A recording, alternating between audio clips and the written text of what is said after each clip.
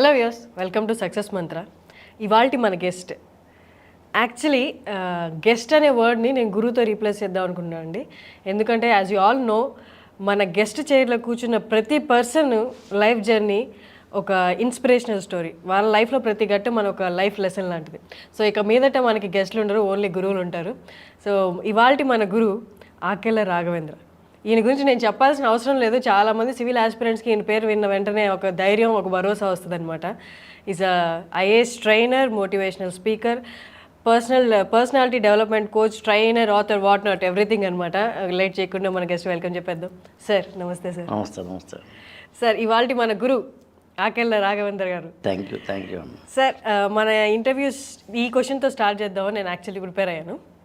ఏంటంటే నిన్న మనం కాల్లో మాట్లాడుకున్నాం కదా సార్, ఈ టైంకి ఇంటర్వ్యూ అని షెడ్యూల్ చేసినప్పుడు మీరు 3-4 టైమ్స్ ఒక వర్డ్ చెప్పారు సార్. ఏమనంటే రేపు టాప్ నాచ్ ఇంటర్వ్యూ చేద్దామమ్మా, నెవర్ బిఫోర్ లాంటి ఇంటర్వ్యూ చేద్దాము, మంచి ఇంటర్వ్యూ చేద్దాం, డౌన్ ద లైన్ 3-4 ఇయర్స్ తర్వాత కూడా ఇది గుర్తుండిపోవాలి అని చెప్పాను సార్. కొన్ని హండ్రెడ్స్ ఆఫ్ ఇంటర్వ్యూస్, కొన్ని హండ్రెడ్స్ ఆఫ్ మోటివేషనల్ స్పీచెస్ తర్వాత కూడా మీరు ఫస్ట్ టైం నాతో మాట్లాడుతున్నప్పుడు యాజ్ ఇఫ్ ఇది ఒక ఫస్ట్ ఇంటర్వ్యూ లాగా మీరు అదే ఎంతూజియాజం, అదే మోటివేషన్. యాక్చువల్లీ నేను బూస్టప్ అయ్యాను మీతో మాట్లాడిన తర్వాత. I felt like this is my first interview, నేను అలాగే ప్రిపేర్ అవ్వాలని. అంటే what is your factors sir? అంటే మీ ఫ్యాక్టర్స్ ఏంటి అలా ఇప్పుడు అలా ఉండడానికి? అంటే నిరంతరం చైతన్యం అనండి, నిరంతరం ఆనందం అనండి ఉండడానికి గల బేసిక్ రీజన్ ఏంటంటే వాల్యూ ఆఫ్ లైఫ్ తెలుసుకోవడం. చాలామందికి వాల్యూ ఆఫ్ లైఫ్ దాన్ని బ్రాడర్గా చూస్తే, కొంచెం జూమింగ్ చేస్తే value of work, value of relation, value of instrument, what ever it maybe అని చిన్న చిన్న వాటితో సహా కనుక మనకి వాల్యూ అర్థమైతే. ఉదాహరణకి నేను రీసెంట్గా అప్పుడప్పుడు సినిమాకి స్క్రిప్ట్ రాస్తుంటాను నేను. సరే నేను అర్జెంటుగా నాకు ఒక చిన్న ఇన్సిడెంట్ కావాలి సార్, బట్ వాల్యూ ఆఫ్ తెలియాలి, అతనికి డబ్బు వాల్యూ తెలియాలి రాశారు. కోటీశ్వరుడికి డబ్బు వాల్యూ తెలియాలి. నేను చాలా సింపుల్.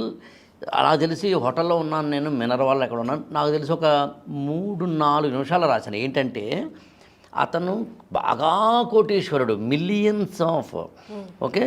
అతను అనుకోకుండా ఒక చిన్న విలేజ్కి వెళ్తే అతనికి వాటర్ కావాలి, దాహం వేస్తాను.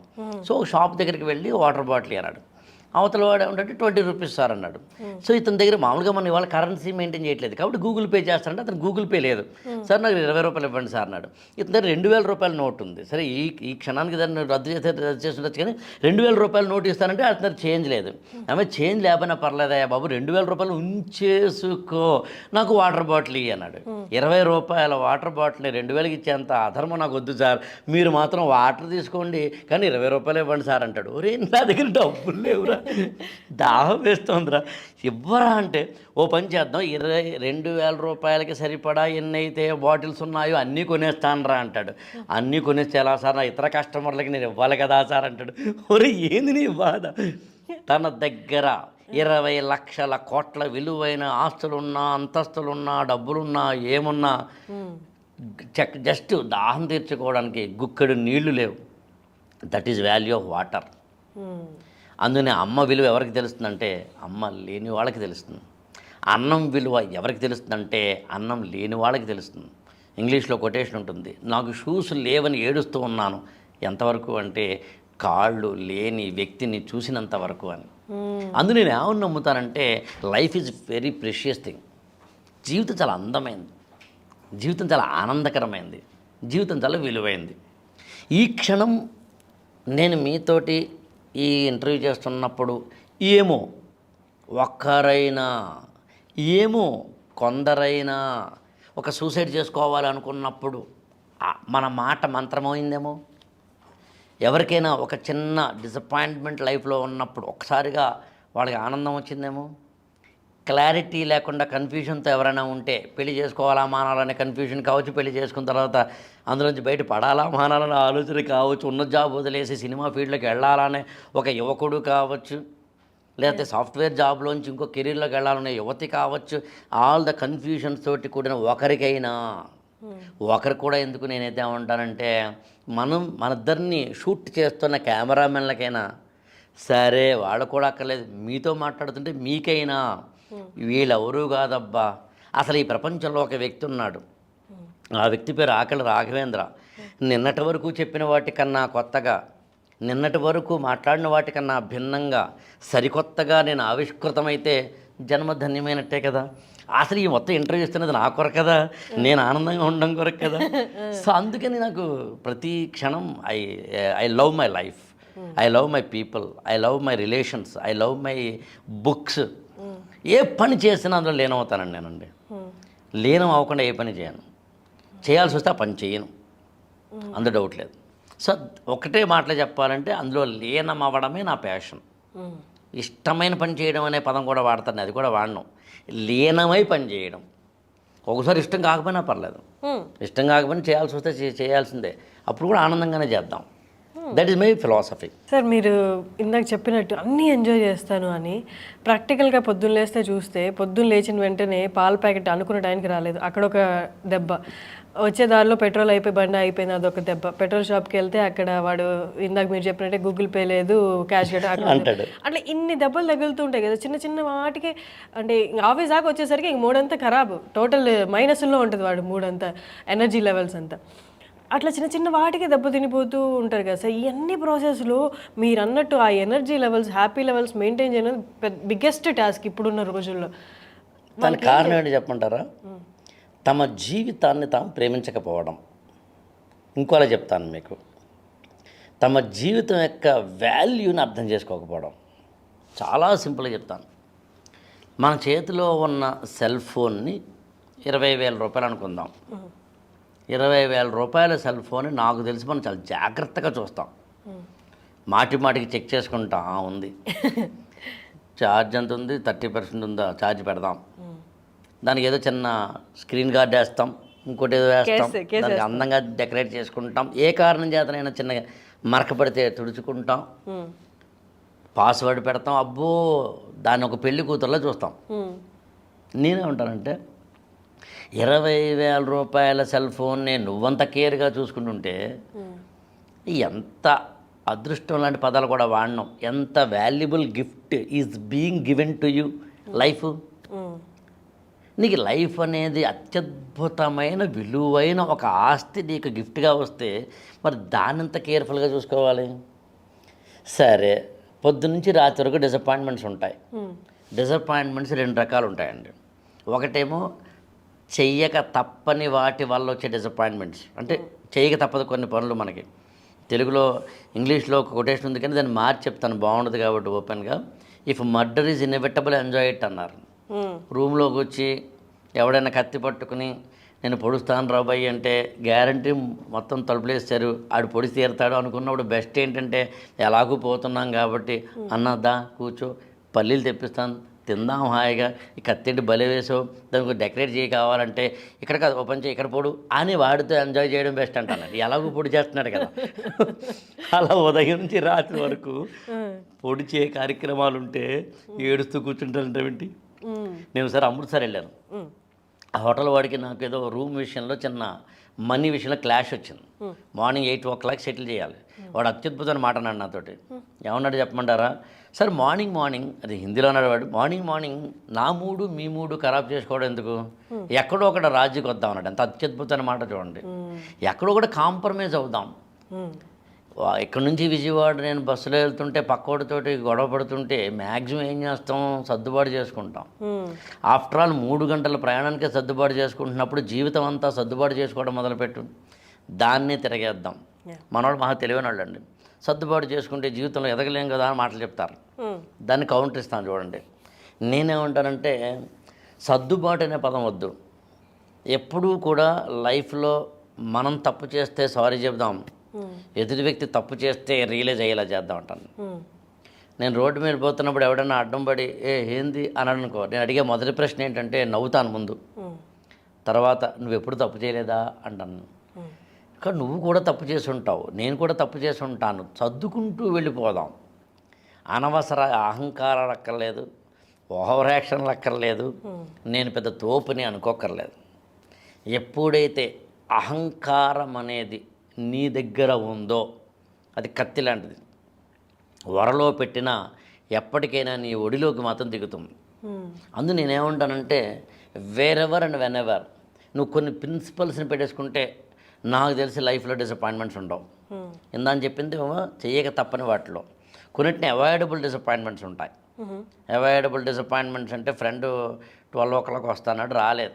రాకపోతే ఏంటి, ఆడు రాకపోతే నా ఆనందం వాళ్ళలో ఉందా అనుకుంటే, ఏదో మంచి సినిమాకి వెళ్ళాలనుకున్నారు మీరు, సినిమా టికెట్ దొరకలేదు, దొరకకపోతే ఏంటి, ఆ తొక్కలో సినిమా అది కాదు కదా నాకు ఆనందం ఇచ్చేది. అంటే అవాయిడబుల్ డిసప్పాయింట్మెంట్స్, అన్అవాయిడబుల్ డిసప్పాయింట్మెంట్స్. ఈ ప్రాసెస్లో నేనేమంటానంటే 3 సూత్రాలు నేను నమ్మేది. ఒకటి, స్మైలింగ్ ఫేస్. మీరు ఎప్పుడు ఎక్కడ ఏ ప్రాసెస్లో అయినా సరే నవ్వుతూ ఉండండి. నవ్వు రాదు కదా సార్, రావాలి. నేనైతే ఏమంటే కృత్రిమంగా నవ్వమంటాను నేను. కొంతకాలం కృత్రిమంగా నవ్వడం మొదలు పెడితే అది అలవాటు అవుతుంది. వినిపిస్తుంది. అది ఇంకోటి చెప్పమంటారు, ఆశ్చర్యపోతారు మీరు. ఏడ్చినప్పుడు కూడా నవ్వుతూ ఏడవమంటాను నేను. మా క్లాస్లో స్టూడెంట్స్కి అంటాను నేను, కళ్ళు తెరుచుకుని నిద్రపోండి, ఏడ్చినప్పుడు కూడా నవ్వుతూ ఏడబడ్డాను. సో అందుకని లైఫ్ ఎప్పుడు దెబ్బలు కొడుతున్నాను. అందుకని మొదటిది ఏంటంటే స్మైలింగ్ ఫేస్ అండి. రెండోది నేను బలంగా నమ్మేది ఏంటంటే సహనం అండి. నేను కొన్ని వందల వేల ఉదాహరణ జీవితంలో చెప్పగలను, లేదా నేను చూసిన ప్రపంచంలో చెప్పగలను. సహనం అండి. నేను మీ ఎదురుకుండా కూర్చొని దాదాపు 50 ఏళ్ల వయసులో నేను చెప్తున్నాను మీకు, లైఫ్లో ఎప్పుడైనా మీకు పరిగెత్తడానికి అవకాశం లేనంతగా కనుక జీవితం మిమ్మల్ని ఆపేస్తుంటే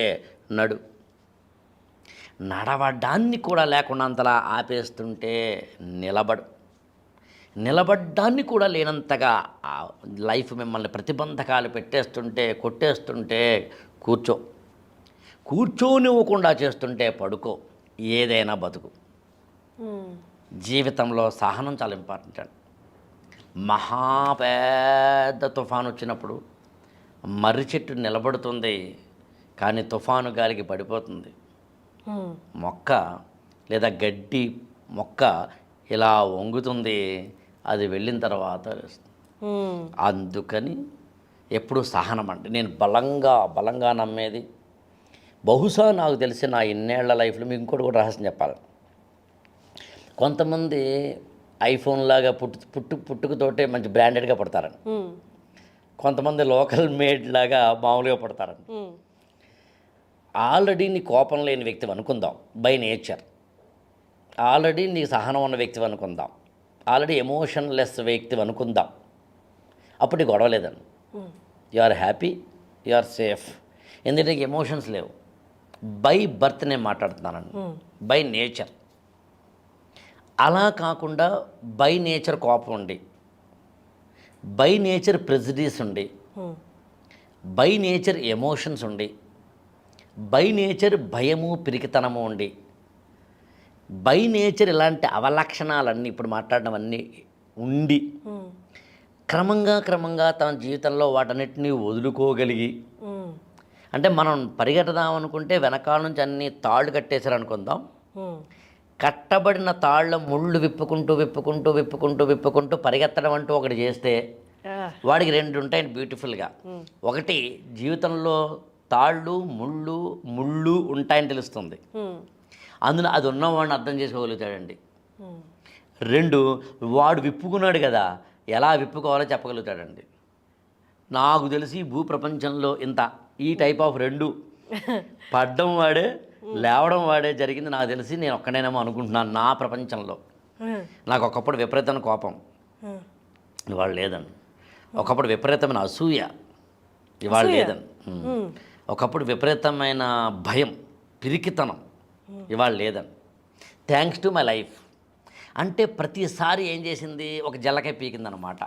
అరే పిరికితనం ఉందా కొట్టు. అంటే మనకి మ్యాథమెటిక్స్లో ఎలాగైతే 1 by 1 కాలిక్యులస్, ట్రిగనామెట్రీ, జామెట్రీ నేర్పుకుంటూ వెళ్తారో, లైఫ్ కూడా ఒక మ్యాథమెటిక్స్ టీచర్ లాంటిది, బాగా నేర్పుతున్నాను.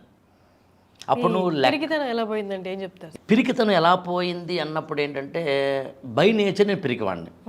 ఎందుకు అంటే, ఒక మిడిల్ క్లాస్ ఆర్థోడాక్స్ ఫ్యామిలీలో పేరెంట్స్ ఎప్పుడూ కూడా ఏం చేస్తారంటే జాగ్రత్త అని చెప్తారు. ఈ జాగ్రత్తలు చెప్పడంలో ఏమవుతుందంటే, మనకి తెలియకుండా అది పిరికితనం, భయం అనే జోన్లోకి ఎంటర్ అయిపోతాం. ఇప్పుడు మీరు ఎలా కూర్చున్నారు, జాగ్రత్త అలా కూర్చోకూడదు, మరి ఎలా కూర్చోవాలి, ఇక మీరు ఇలా డ్రెస్ వేసుకోకూడదు, మరి ఎలా వేసుకోవాలి అంటే ఎవ్రీథింగ్ ఎప్పుడైతే మీకు ప్రికాషన్స్ కాషన్స్ చెప్పడం మొదలుపెట్టారో మీకు తెలియకుండా ఏ పని చేయాలని కూడా భయపడే స్టేజ్కి వస్తుంది. అలాంటి ఒకానొక జాగ్రత్తలతోటి కూడిన భయాల తాలూకు వ్యక్తిగా నన్ను పెంచారు. అది వాళ్ళ తప్పు కాదు. 2, నేను ఇంట్లో 3వ వాడిని. సాధారణంగా ఇంట్లో అంటే లాస్ట్ వాడిని, 3వ వాడిని అంటే అందుకని ఏ పని చేయాలన్నా మన దగ్గర రాదు. కాలేజీలో ఫస్ట్ టైం జాయిన్ అవ్వాలి అంటే మా పెద్దన్నయ్యకి ఫస్ట్ టైం జాయిన్ అవుతున్నాడు కాబట్టి వాడు ఒక్కడే వెళ్తాడు, లేదా వాడితో పాటు మామయ్య ఎవరో వెళ్తారు. కానీ నా దగ్గరికి వచ్చేసరికి ఆల్రెడీ అన్నయ్యలిద్దరూ, బావలిద్దరూ, మామయ్య, పెద్దనాన్న, బాబాయ్ ఇంతమంది నేను తీసుకెళ్తారు కాబట్టి నువ్వు వేలు పట్టుకుని పెళ్లి కూతురులాగా వెళ్ళిపోతావు. కాలేజీలో గొడవ వచ్చే లోపే అన్నయ్య అక్కయ్య ఎవరు వచ్చేస్తారు. సో థ్యాంక్స్ టు అంటే I can't reveal her name. నాకు డిగ్రీ ఇంటర్మీడియట్ లెవెల్లో నాకన్నా 1 year సీనియర్ ఒక అమ్మాయి పరిచయం అయిందండి. నేను డిగ్రీ చదివిన రోజుల్లో ఆమె నన్ను పసిగట్టిందండి, ఈడేదో పిరికివాళ్ళ ఉన్నాడని. నాకు తెలిసి ఆ రోజుల్లో నన్ను ఉద్దేశపూర్వకంగా ధైర్యం నూరిపోసిన అమ్మాయి అండి ఆమె. ఎండమూరి వీరేంద్రనాథ్ నవల ఒకటి ఉంటుందండి, ఆనందో బ్రహ్మ అని. అందులో మందాకిని అనే ఒక స్త్రీ సోమయాజి అనే ఒక అతనికి ధైర్యాన్ని నేర్పుతాను. ధైర్యమే కాదు, జీవితాన్ని నేర్పుతుంది.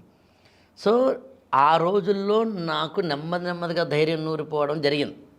కానీ జీవితంలో నేను పడ్డ అనేక కష్టాల ప్రతిసారి కూడా ఒక బాధ అనండి, ఒక ప్రమాదం అనండి, ఒక నష్టం అనండి, ఒక వ్యాపారంలో ఇంకోటి అనండి జరగడం వల్ల ఒక స్టేజ్కి వచ్చేసరికి ఏమవుతుంది అంటే నా పిరికితనమే కదా, నా భయమే కదా నన్ను తేడా కొడుతోంది అని స్టార్ట్ అవుతుంది.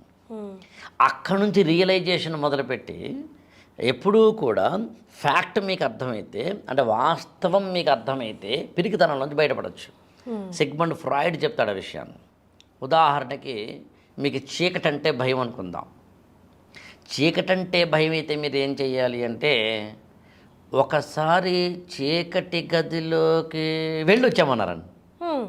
చీకటి గదిలోకి వెళ్ళి వచ్చేసిన తర్వాత నీకు రియలైజేషన్ ఏమొస్తుందంటే ఏమవలేదు కదరా అంటే ఇంతవరకు నువ్వు భ్రమల్లో ఉన్నావు తప్ప అది నిజమైన భయం కాదు, అది నిజమైన ప్రమాదం కాదు. ఈ రియలైజేషన్ ఎప్పుడైతే నీకు వచ్చిందో అప్పుడు ఆటోమేటిక్గా నువ్వు భయాల భ్రమల తాలూకుల్లోంచి బయటపడతావు.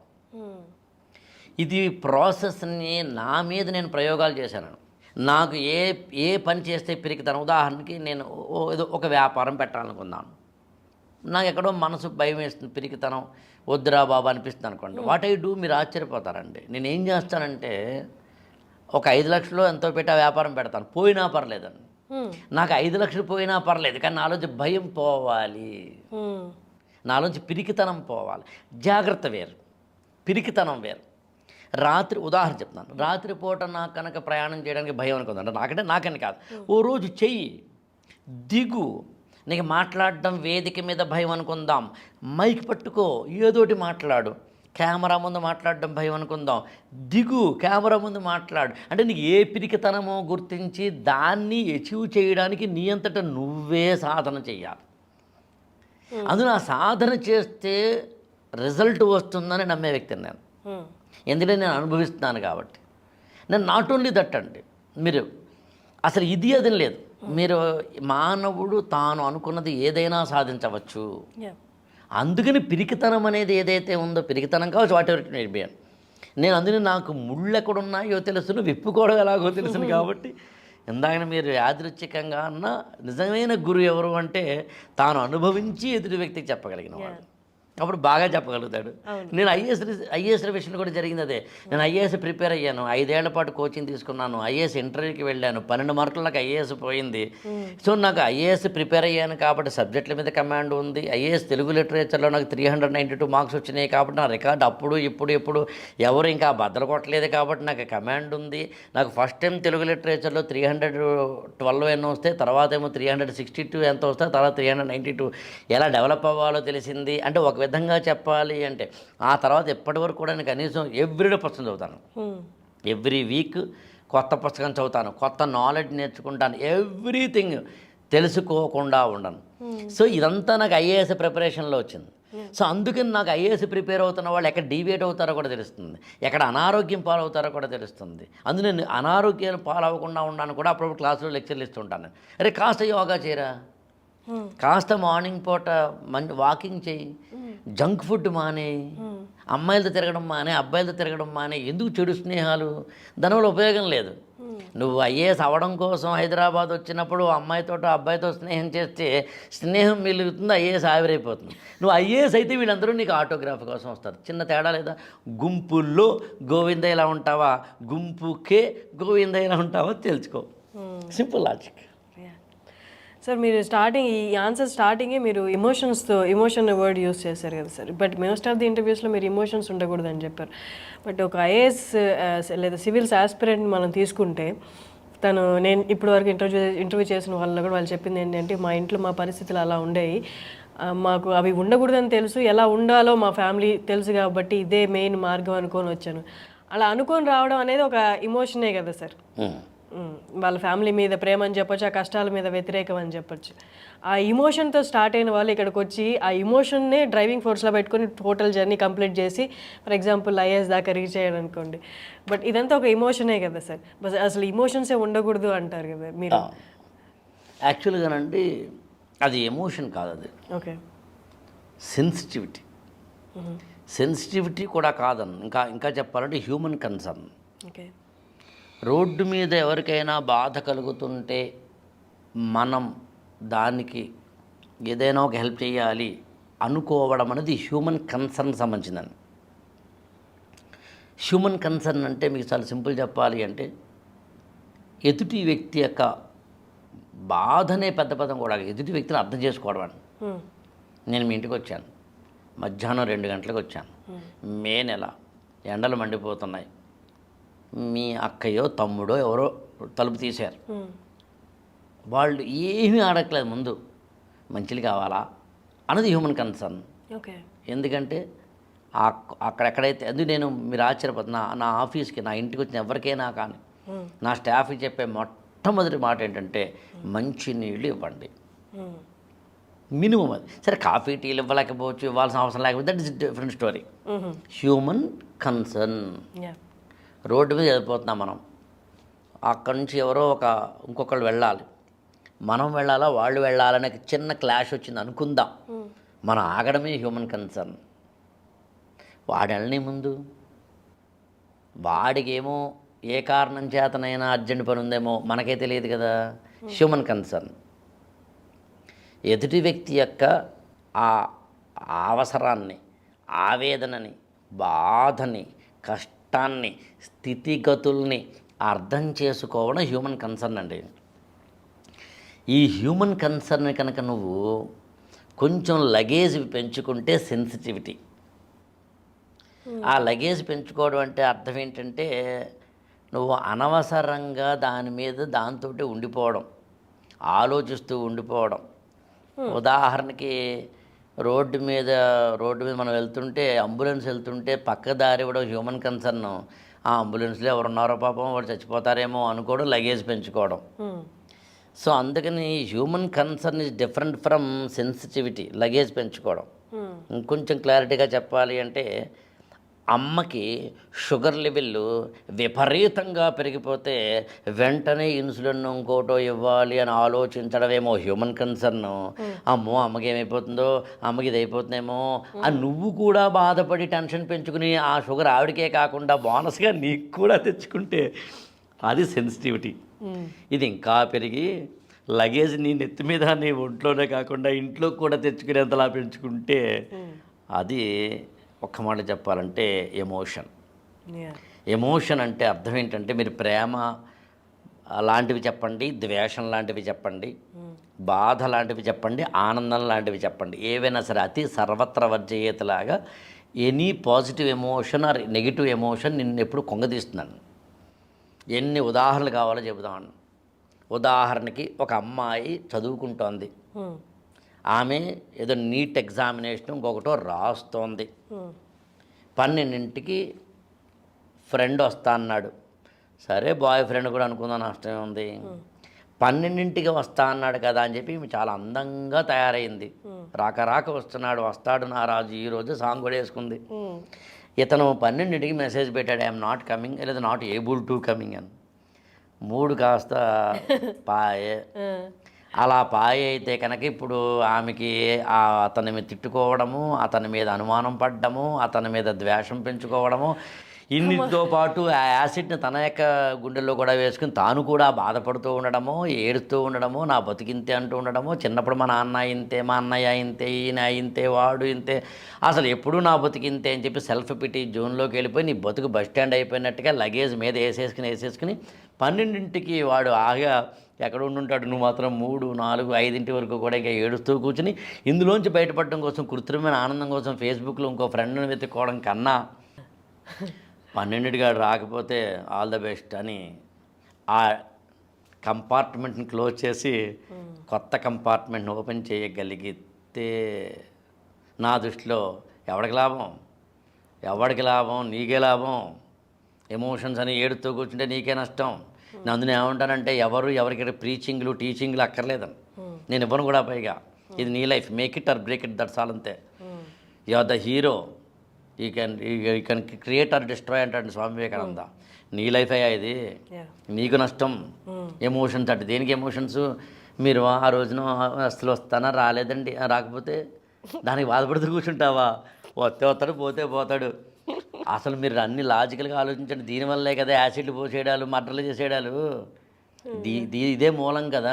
దీనివల్లే కదా మనందరం అనేకమైన విషయాల్లో బాధలు పడుతూ కూర్చుంటున్నాం, అనారోగ్యాలు, లైఫ్ డిజార్డర్లు తెచ్చుకుంటున్నాం.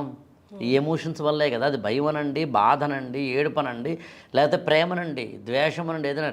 మీరు ఆశ్చర్యపోతారండి. అది కూడా చెప్పాలనుకోండి, ద్వేషించడం కూడానండి. నేను ఈ మధ్యన కొంతకాలంగా అది కూడా మానేశానండి. కొద్దిగా లోపల నాకు వీడు మనకి తేడా కొట్టాడు కదా, మనం ఈ బ్యాచ్ రాదు కొద్దిగా, అంటే మరీ ఏదో మనం మర్డర్ చేసేంత బ్యాచ్ కాదు కానీ ఓకే. ఆ రోజున గుర్తుపెట్టుకుంటారు, దెబ్బకి దెబ్బ కొట్టాలరా బాయ్ అనే బ్యాచ్ అని. దెబ్బ కొట్టడం కోసం ఏం చేయాలి అని ఆలోచిస్తాను. నేను తర్వాత సార్ ఒక హోమియోపతి డాక్టర్ గారిని కలిశాను. మామూలుగా జస్ట్ ఇలాంటి ఒక మీటింగ్ అనుకోండి. నేను చీఫ్ గెస్ట్లు దానికి.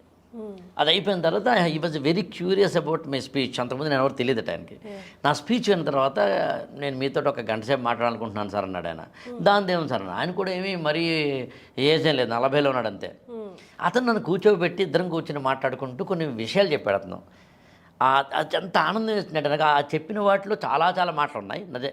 కానీ అందులో లైన్ ఏంటంటే, సార్ హోమియోపతి అని వాటి అతను చెప్పిన పదం ఏంటంటే, మనం ఇతరులను ఏదో చేయాలనుకుంటాం కానీ తెలియకుండా నిజానికి మనకే నష్టం. ఎందుకని ఆడట.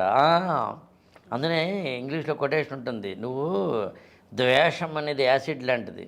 అవతలోడి మీద వేసేటప్పుడు ముందు నీ యొక్క గ్లాసులో పట్టుకుని ఉండాలి, నీ చేతితో పట్టుకుని ఉండాలి అని. నేను దాని నుంచి సింపుల్ చెప్తాను. అవతలోడి మీద బురద వేయాలంటే ముందు నువ్వు బురదలు పట్టుకోవాలి. నువ్వు ఆడి మీద వేసిన తర్వాత నువ్వు కూడా కడుక్కోవాలి. ఆడు మనకన్నా తెలియనోడు కదా, ఆడు ఊరుకుంటాడా? ఆడే వేస్తాడు మన మీద. అంటే రాయలసీమ ఫ్యాక్షన్స్ అలాగా. సరే రాయలసీమ కదా ఎన్ని ఫ్యాక్షన్స్ అలాగా. అంటే అవతలోడిని మనం ఏదో చేయాలని కూడా ఆడు మనల్ని చేస్తాడు. అందుకని చెరపకురా చెడేవు అన్నారు. దీన్ని ఇంకోలా చెప్తానండి. ఏ బి అనే ఇద్దరు ఉన్నారు. బి గాడు ఏ గాడికి మోసం చేశాడు. ఏ గాడు వదిలేశాడు అనుకుందాం, క్షమాగుణంతో వదిలేశాడు అనుకుందాం. ఇప్పుడు బి గాడు ఏం చేస్తాడంటే ఊరుకోడు కదండి, సి గాడిని మోసం చేస్తాడు. అంతే కదా. మరి బి గాడికి మోసం చేయడం అలవాటు అవుతూ ఉంటే అందరినీ మోసం చేసుకుని వెళ్తుంటాడు కదా. తాడిని తన్నేవాడు ఒకడుంటే వాడు తల తన్నేవాడు ఇంకోటి ఉంటాడు. ఏదో ఒక రోజున వాడి వైఖరే, వాడి యాటిట్యూడే, వాడి నేచరే, వాడి మోసపూరిత గుణమే వాడి కోతిలోకి వెళ్ళేలా చేస్తుంది. అందుకే నేను ఏమంటానంటే, స్వభావస్తు ప్రవర్తతే అని భగవద్గీతలో చెప్పినట్టుగా నీ స్వభావమే నీ ప్రవర్తన, నీ ప్రవర్తనే నీ ఆచరణ, నీ ఆచరణే నీ రిజల్ట్, నీ రిజల్టే అంతా. అందుకే నేనేమంటానంటే, నువ్వు నన్ను మోసం చేసావా, ఆల్ ద బెస్ట్. నువ్వు నన్ను ద్వేషిస్తున్నావా, వెరీ గుడ్. ఓకే, నువ్వు నన్ను ఏదో కుట్రపూరితంగా అనాలనుకుంటున్నావా, ఓ వెరీ గుడ్. ఇప్పుడు ఎప్పుడైతే నేను లోపలకు కూడా ఈ ద్వేషాన్ని తీసుకోవటం లేదు, ఏమవుతుందంటే ముందు నా ఆరోగ్యం బాగుంటుంది. నిన్నేదో చెయ్యాలి నేనెందుకు.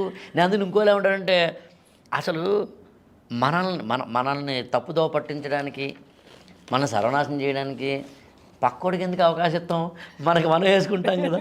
కాలేజీ కుర్రాళ్ళు ఆడి చదువు డిస్టర్బ్ చేయడానికి పక్కన సౌండ్లోను ఎదుర్కోవడం కూడా అక్కర్లే కదా, ఆడికి ఆడే వేసుకుంటాడు కదా. సో అందుకని ఇక్కడ అందరూ కూడా తమ జీవితం పట్ల తమకు బాధ్యత ఉంటే, నీకు ఎదుటి వ్యక్తి ఏ పని చేస్తే బాధ కలుగుతుందో ఆ పని ఇతరులకు నువ్వు చేయకుండా ఉంటే దట్స్ ఆల్ భయ్యా. పర్ఫెక్ట్. సో అందుకని ఇలా జీవితాన్ని ఉన్నంతలో అయితే ఇంకోటి కూడా చెప్పాలి మీకు, మనం మంచితనం అమాయకత్వం అనిపించకూడదు అవతలడికి. అందుకని కాటేయకూడదు కానీ బుస కొట్టాలి. గన్ను వాడకూడదు కానీ ఉందని చూపించాలి. అందులో గుళ్ళు ఉంటాయి, బుల్లెట్స్ ఉంటాయి కానీ వాడం. సో కాబట్టి నా దగ్గర ఆయుధాలు ఉన్నాయరా, ఎక్స్ట్రాలు చేస్తే తీయగలను.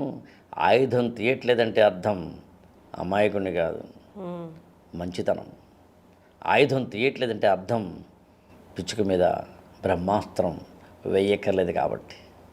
ఇది కనుక ఇవాళ దేశపు లీడర్లకు ఉంటేనండి, దాన్ని రాజనీతిజ్ఞత అంటారని. రాజకీయాల్లో ఈ విజ్ఞత కనుక పెద్ద పెద్ద డబ్బులు సంపాదించిన వాళ్ళకు ఉంటే చాలా మంచి పనులు చేయొచ్చు, చాలా మంచి పనులు. కోట్ల రూపాయలు కలిగిన వాడు పుట్టిన ఊరిని దత్త తీసుకుంటే చాలండి. ఇదే హైదరాబాద్లో నాకు తెలిసి ఒక బాగా కోట్లు ఉన్నవాళ్ళు 1000 మంది ఉంటారండి. 1000 మంది అండి.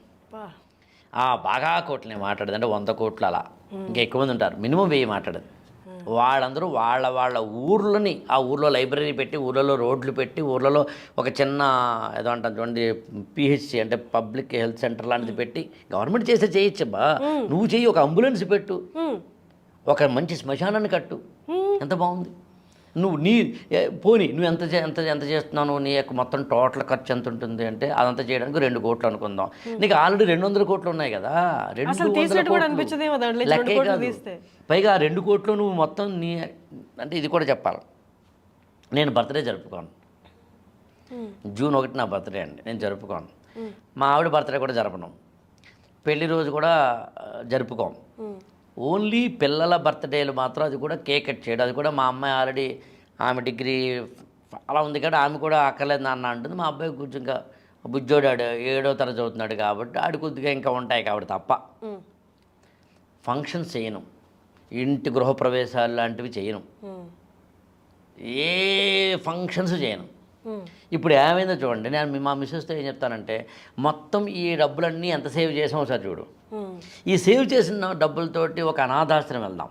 అందులో ఇవాళ నేను మొత్తం ఆల్ ఇండియా లెవెల్లో ఫిజికల్లీ ఛాలెంజ్డ్ వాళ్ళకి బ్రెయిలీ స్క్రిప్ట్లోను ఆడియో రూపంలోను ఐఏఎస్ మెటీరియల్ని ఆల్ ఇండియా లెవెల్లో తయారు చేసిన ఏకైక వ్యక్తిని నేను. 10 లక్షల రూపాయలు ఖర్చు పెట్టి, 10 లక్షలకు ఎక్కడి నుంచి వచ్చినాయి అంటే నేను ఎవరిని అడగాల్సిన అవసరం లేదు.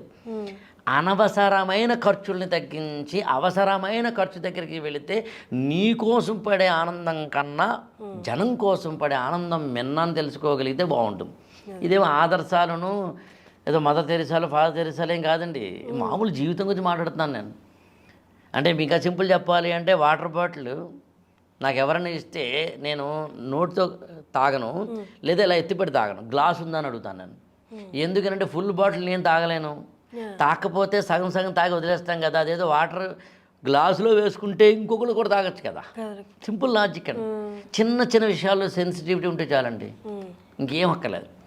అందుకని ఎమోషన్లెస్ పర్సనాలిటీస్ కనుక ఉంటే, వాళ్ళ యొక్క అనవసరమైన ఎమోషన్స్లో పడకుండా ఉంటే, దానివల్ల జీవితాన్ని నాశనం చేసుకోకుండా ఉంటే, జీవితం వాళ్ళు నాశనం చేసుకోకపోతే అందరికీ ఆనందం. యాక్చువల్గా చాలా బాగా ఎక్స్ప్లెయిన్ చేస్తారు. ఇమోషన్కి కన్సర్న్కి ఎంత పెద్ద డిఫరెన్స్ ఉంది. మనం తిన్ లైన్ అనుకుంటాం కానీ ఇది దాటడానికి ఒక పెద్ద పీరియడ్ ఉంది. ఆ పీరియడ్లో మనం ప్రయాణిస్తూనే ఇది కన్సర్న్ అనుకుంటూ దూకేస్తున్నాం ఎమోషన్లోకి. దానివల్ల చాలా నష్టాలు ఉన్నాయి కదా. పల్లెటూర్లలో నుంచి వచ్చి ఉన్న ఆస్పిరెంట్సే చాలామంది పబ్లిక్ సర్వెంట్స్గా, సివిల్ సర్వెంట్స్గా ఉన్నారు సార్. నేను చాలా వరకు ఇంటర్వ్యూ చేసిన వాళ్ళు కూడా వాళ్ళే. ఎందుకని మారుమూల ప్రాంతాల నుండి ఇలా ప్రాబ్లమ్స్ ఫేస్ చేసిన వాళ్ళలోన ఆ ఇన్స్పిరేషన్, ఆ డిటర్మినేషన్ అనేది ఎక్కువ ఉంది.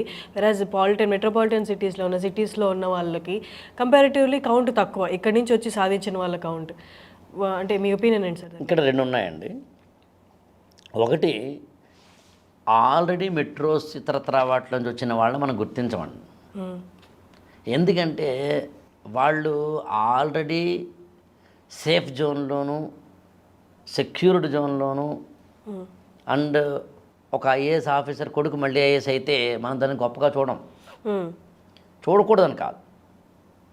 మనకి ఆల్రెడీ అతనికి చిన్నప్పటి నుంచి ఐఏఎస్లు అవ్వడం, ఐఏఎస్లు చూడడం ఒక ఎన్వైరన్మెంట్ ఉంది. వాళ్ళ ఫాదర్కి ఇతనికి ఏదో ఢిల్లీలో ఉన్న ఫ్యాకల్టీతో మాట్లాడాలంటే 2 నిమిషాల్లో మాట్లాడగలడు. రిసోర్సెస్ అవైలబిలిటీ, పలానా పుస్తకం కావాలంటే క్షణాల్లో తెప్పించగలరు. ఫినాన్షియల్ అవైలబిలిటీ, ఇలాంటి అన్నీ ఉన్నాయి కాబట్టి అయ్యాడరా. అందుకని దాన్ని గుర్తించాం మనం. అదే ఒక వాచ్మెన్ కూతురో, ఒక ఆటో వాళ్ళ కొడుకో, ఒక రూరల్ బ్యాక్గ్రౌండ్ నుంచి వచ్చిన అతను, ఒక బ్లైండ్ స్టూడెంటో, ఒక పేదరికంలోంచో, లేకపోతే కనుక తల్లి క్యాన్సర్ ఇలాంటి వాటిలోంచి వచ్చిన అతను అయితే కనుక స్ట్రగుల్స్ ఉండి కూడా, ప్రతిబంధకాలు ఉండి కూడా వచ్చాడు కాబట్టి మనం అతను ఇన్స్పైరింగ్గా చూస్తాం. So that is the reason మనం ఒకటి. రెండవది ఏంటంటే మనిషిని ఎప్పుడూ కూడా కంఫర్ట్ జోన్ కష్టపడకుండా చేస్తుంది. కంఫర్ట్ జోన్ ఎప్పుడు మనిషికి అయితే ఉండకూడదంటాను నేను. కంఫర్ట్ జోన్ ఎప్పుడైతే ఉందో చాలరా భయ్ ఇంకా అనిపిస్తుంది. ఈ కంఫర్ట్ జోన్లో ఉన్న స్టూడెంట్స్ ఐఏఎస్ ప్రిపేర్ అవ్వడానికి బాబాయ్ రోజుకి 10 గంటల నా వల్ల కాదురా భయ్ అనే అవకాశం ఉంటుంది. అదే ఆకలితోటి, పేదరికంతో, ఒక అనారోగ్యంతో, ఇంట్లో కష్టాలతోటి, అప్పులతోటి, రూరల్ బ్యాక్గ్రౌండ్ తోటి, చిన్న చిన్న రోగాలతోటి, ఎన్నో ప్రతిబంధకాలు కాళ్ళకు తగులుతున్నప్పుడు ఆ వ్యక్తి 2 రకాల పర్సనాలిటీస్లోకి వెళ్తాడు. ఒకటి గివప్, 2 నెవర్ గివప్. పోరాట యోధుడు ఎప్పుడూ కూడా పోరాటాన్ని విడిచిపెట్టడు. అగ్గిపుల్లని మీరు ఇలా వెలిగించండి, దాన్ని ఇలా నిలబెట్టండి, నిప్పు పైకి ఉంటుంది. ఇప్పుడు అదే అగ్గిపుల్లని ఇలా తొక్కేయండి, తొక్కినా నిప్పు పైకే ఉంటుంది. అందుని ఎప్పుడూ కూడా ధీరుడు, శూరుడు, వీరుడు, యోధుడు ఎన్ని ప్రతిబంధకాలు వచ్చినా ముందుకెళ్తాడు. వాళ్ళే సక్సెస్ అవుతారు. వాళ్ళ గురించే మనం మాట్లాడతాం. రాబర్ట్ బ్రూస్ అనే ఒక వ్యక్తి బ్రిటిష్ వాళ్ళ మీద యుద్ధం చేసినప్పుడు అతను ఇంక పారిపోయి ఒక కొండ గుహలోకి వెళ్ళినప్పుడు ఒక సాలీడు పురుగు గూడు కట్టుకుందట. గాలి వచ్చింది, గూడు పోయింది, మళ్ళీ కట్టుకుంది, గాలి వచ్చింది, పోయింది. అలా 17 సార్లు గాలి వస్తుంది, పోతుంది, కట్టుకుంటుంది. అప్పుడు అతను అనుకున్నాడట, ఈ సాలీడు పురుగుకే ఇంత పోరాట పటిమ ఉంటే దీంతో వస్తుందియా, నాకు లేకపోతే ఎలా అని మళ్ళీ వెళ్ళి అతను బ్రిటిషు యుద్ధ సైనికుల మీద పోరాడి గెలిచాడు. యాక్చువల్గా రాబర్ట్ బ్రూస్ అతని పేరు. సో పోరాడడం అనేది కష్టాలు నేను ఎప్పుడూ కూడా పోరాడేలా చేస్తాయి. అందుకు నేను ఏమంటానంటే జీవితం ఎప్పుడు కూడా జలలు పీకాలంటాను నేను. ఎప్పుడు కొడుతూ ఉండాలి, నిన్ను కొడుతున్నాడు అలర్ట్గా ఉంటావు. నువ్వు స్పీడ్ బ్రేకర్ ఉండాలి, కొంచెం నువ్వు జాగ్రత్త కంట్రోల్లో ఉంటావు, బండిని కంట్రోల్లో పెడతావు. అప్పుడప్పుడు చిన్న చిన్న కష్టాలు రావాలి, నువ్వు అలర్ట్ అవుతావు. 2+2 ఎంత అంటే ఆలోచించకుండా పడుకుని 4 అని చెప్తాం. అదే 333 × 600 ఏదో 45 డివైడెడ్ బై అని చెప్పేసరికి అని వీఆర్ అలర్ట్ అవుతున్నాం. ఇప్పుడు మనతో చాలా రిలాక్స్ కూర్చున్నాం, మీరు గమనించారు లేదో, ఏసీ వేసారు, కెమెరా పెట్టారు, హాయిగా ఉంది.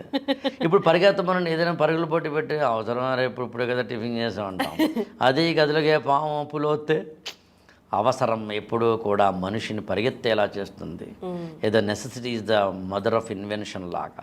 అందులో ఎప్పుడు కూడా మనిషికి అవసరాలు రావాలి, అవసరాలు తీరకూడదు. దానికి ఒకటి అనొచ్చు, అదేంటి సార్ బేసిక్ నీడ్స్ తీరిపోయిన తర్వాత కంఫర్ట్ జోన్లోకి వెళ్ళిపోతాం. అందుకే ఇక్కడ అందరికీ ఉపయోగపడుతుంది చెప్తాను. అబ్రహం మ్యాస్లో అనే ఒక పొలిటికల్ థింకర్ ఏం చెప్తారంటే, పబ్లిక్ అడ్మినిస్ట్రేషన్ థింకర్, మానవుడికి 5 అవసరాలు ఉంటాయట. మామూలుగా అయితే కనుక బేసిక్ నీడ్స్, తర్వాత ఫిజియలాజికల్ నీడ్స్, ఆ తర్వాత సెక్యూరిటీ నీడ్స్ లాంటివి ఉంటాయి మనకి. అంటే అన్నం, రోటీ, కపడా, మకాన్ అనుకోండి. అది అయిపోయిన తర్వాత నిజంగా మనిషి ఆగిపోవాలి. అలా ఆగిపోయిన వాడు సామాన్యుడు కావాలంటే చూడండి. అందుకే మీరు ఎప్పుడైనా రోడ్డుకి అలా జస్ట్ బస్ స్టాండ్లో చూడండి, ఏమవుద్దండి, ఇక్కడ ఒక చిన్న బ్యాగ్ వేసుకుని, ఒక చిన్న స్కూటీ వేసుకుని పొద్దున 10కి ఈవినింగ్ 6కి హాయిగా వెళ్ళి చేస్తుంటారు. ఒక చిన్న టీవీ కొనుక్కున్నారండి, నెట్ఫ్లిక్స్లో వస్తాయి, యూట్యూబ్లో ఏమో హోమ్ టూర్లు వస్తాయి, హాయిగా బతికేయచ్చు. ఆదివారం సినిమా, అప్పుడప్పుడేమో ఏదో నోవాటర్లో అక్కడ పార్టీయో లేకపోతే కనుక బ్రేక్ఫాస్టో లేకపోతే కనుక డిన్నరు, జీవితం హాయిగా గడిపేస్తాం. ఏం హాయ్ సార్, ఏం లాభం? ఏ హాయ్ ఉంది అసలు? హాయ్ ఎక్కడ లేదు కదా. అక్కడ ఆగిపోయే వాళ్ళు ఎక్కువ మంది ఉంటారు. సమాజంలో 90% అక్కడే అయిపోతారని. అందునే ఏ దేశంలో అయినా కానీ మిడిల్ క్లాస్ ఎక్కువ ఉంటారు. ఆ తర్వాత self esteem and self actualisation 2 needs ఉంటాయి చెప్తాడండి అబ్రహం మ్యాథ్స్లో. సెల్ఫ్ ఎస్టీమ్ అంటే అర్థం ఏంటంటే నేనేంటి, నాకేంటి అంటే స్వార్థం కాదు, చిన్న గౌరవం కావాలని కోరుకుంటారని. దాన్ని నేను ఇంకోలా చెప్తాను అనమాట. యాక్చువల్గా ముందు ఆర్థిక అవసరాలు తీర్చుకో, ఆ తర్వాత నువ్వు ఎప్పుడూ ఏదైనా సరే ఒక పని చేస్తుంటే ఆనందంగా చేయి. నువ్వు ఎప్పుడూ ఏ పని చేస్తున్నా ఆరోగ్యాన్ని సంరక్షించుకుంటూ చేయి. వీటన్నిటితో పాటు కాస్త మంచి పేరు కూడా తెచ్చుకో. నీ గల్లీలో బయటకు వస్తే కాస్త జనం చూసారు అనగలగాలి. ఆ పక్కన ఆటో వాడే ఎవడండి వీడు అంటే ఎందుకు, కాస్త ఎదుటింటి వాడు కూడా నువ్వు తెలియకపోతే ఏం బతుకురానిది. నీ ఇంట్లో మొక్కలకి నీళ్లు పోయడం మాత్రమే కాకుండా అప్పుడప్పుడు అందరినీ పలకరించు. నీ గల్లీలో ఎవరికైనా కాసైనా మామిడి పళ్ళు తెప్పించి నువ్వు ఇవ్వు. చిన్న చిన్న పనులు చేయి. సరే మామిడి పళ్ళే ఇవ్వాలన్న ఉద్దేశం కాదు, ఏదో ఒకటి చెయ్యండి. నేను అందులో ఏం చేస్తున్నా మీరు ఆశ్చర్యపోతారు. నాకు మా కాలనీలో ఎవరు పరిచయం అయితే చాలండి. మీ పిల్లలు ఏం చదువుతున్నారు అని అడుగుతాను నేను. మీ పిల్లలు చదువుతున్నారు అనగానే రండి ఇంకోటి అంటాను నేను.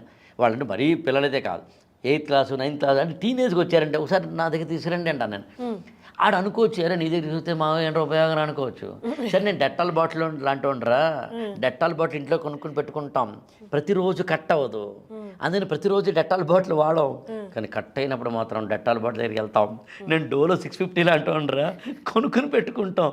ఫీవర్ లేనప్పుడు పట్టించుకో, అది వచ్చినప్పుడు నన్ను పట్టించుకుంటాం. సో అలా నీ జీవితానికి సార్థక్యాన్ని ఇవ్వడం అనేది దాన్ని అర్థం చేసుకోవడం సెల్ఫ్ ఎస్టీమ్ అనే జోన్.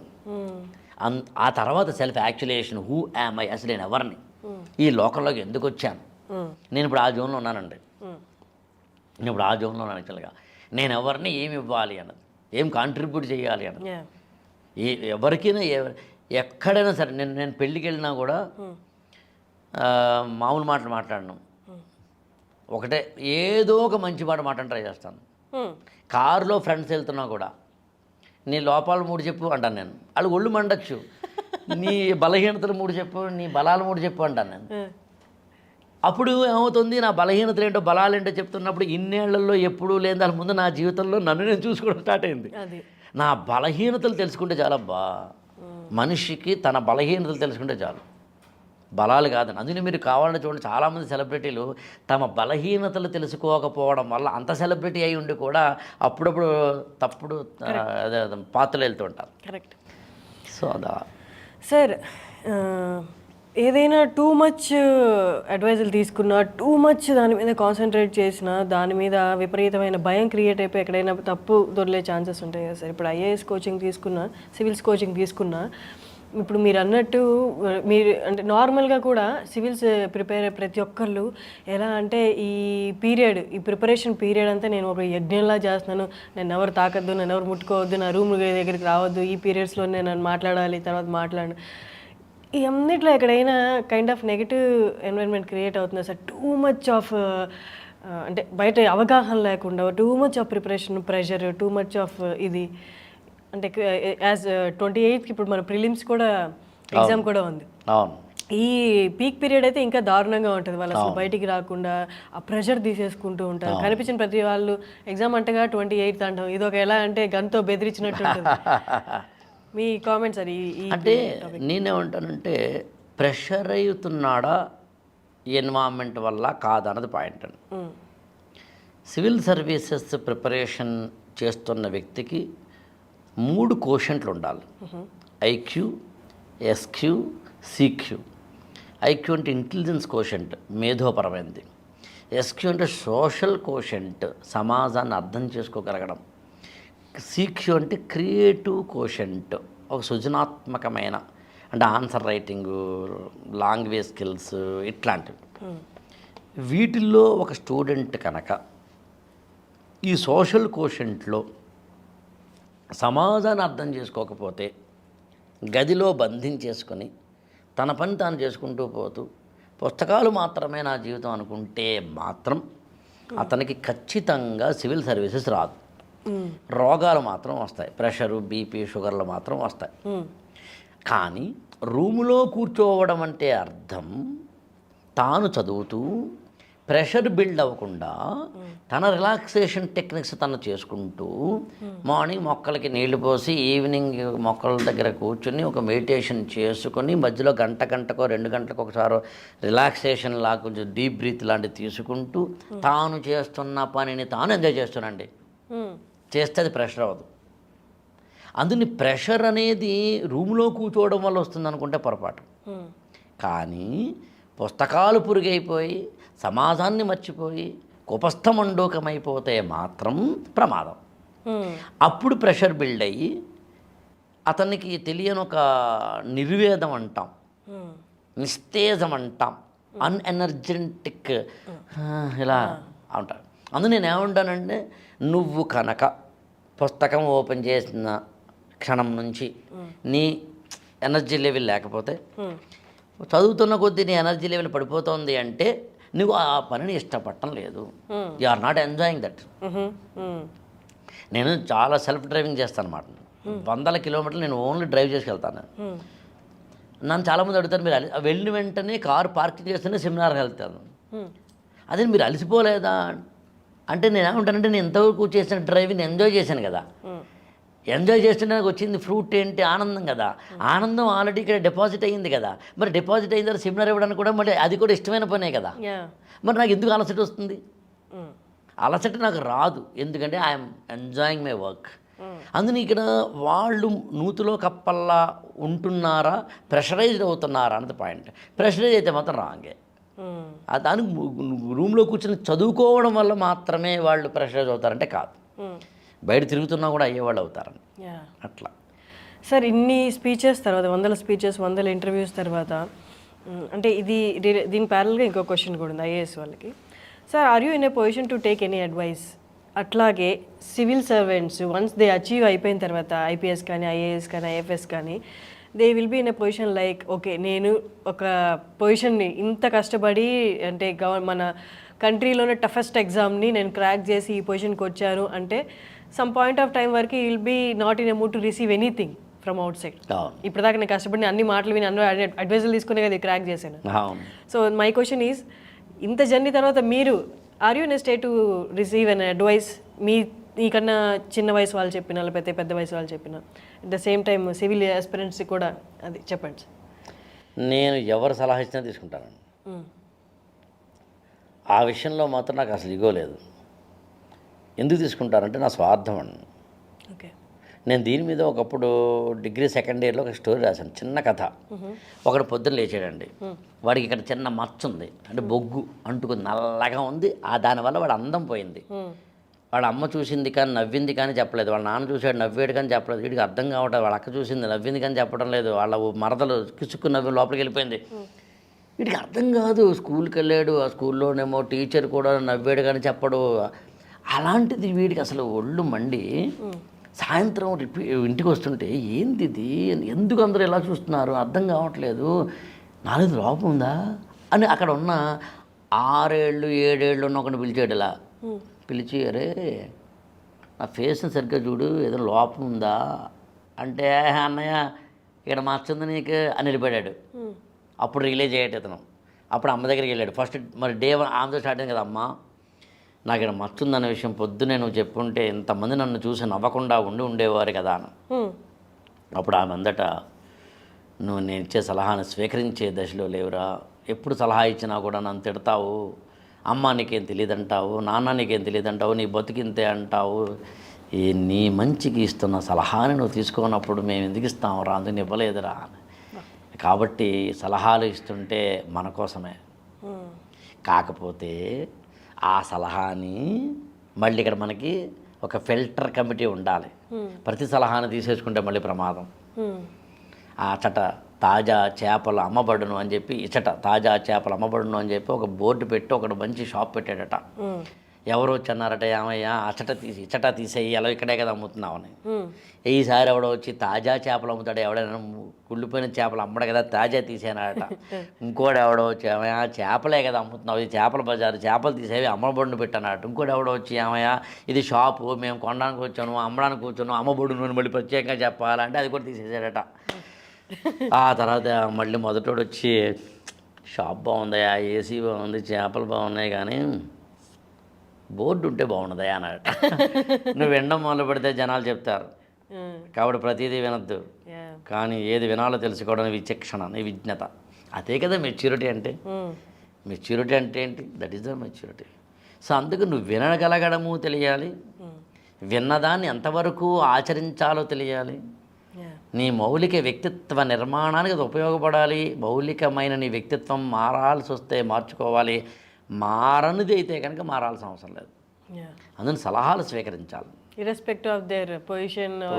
నేనైతే చాలా ఇష్టపడతాను కూడా ఎవరైనా సలహా చెబితే.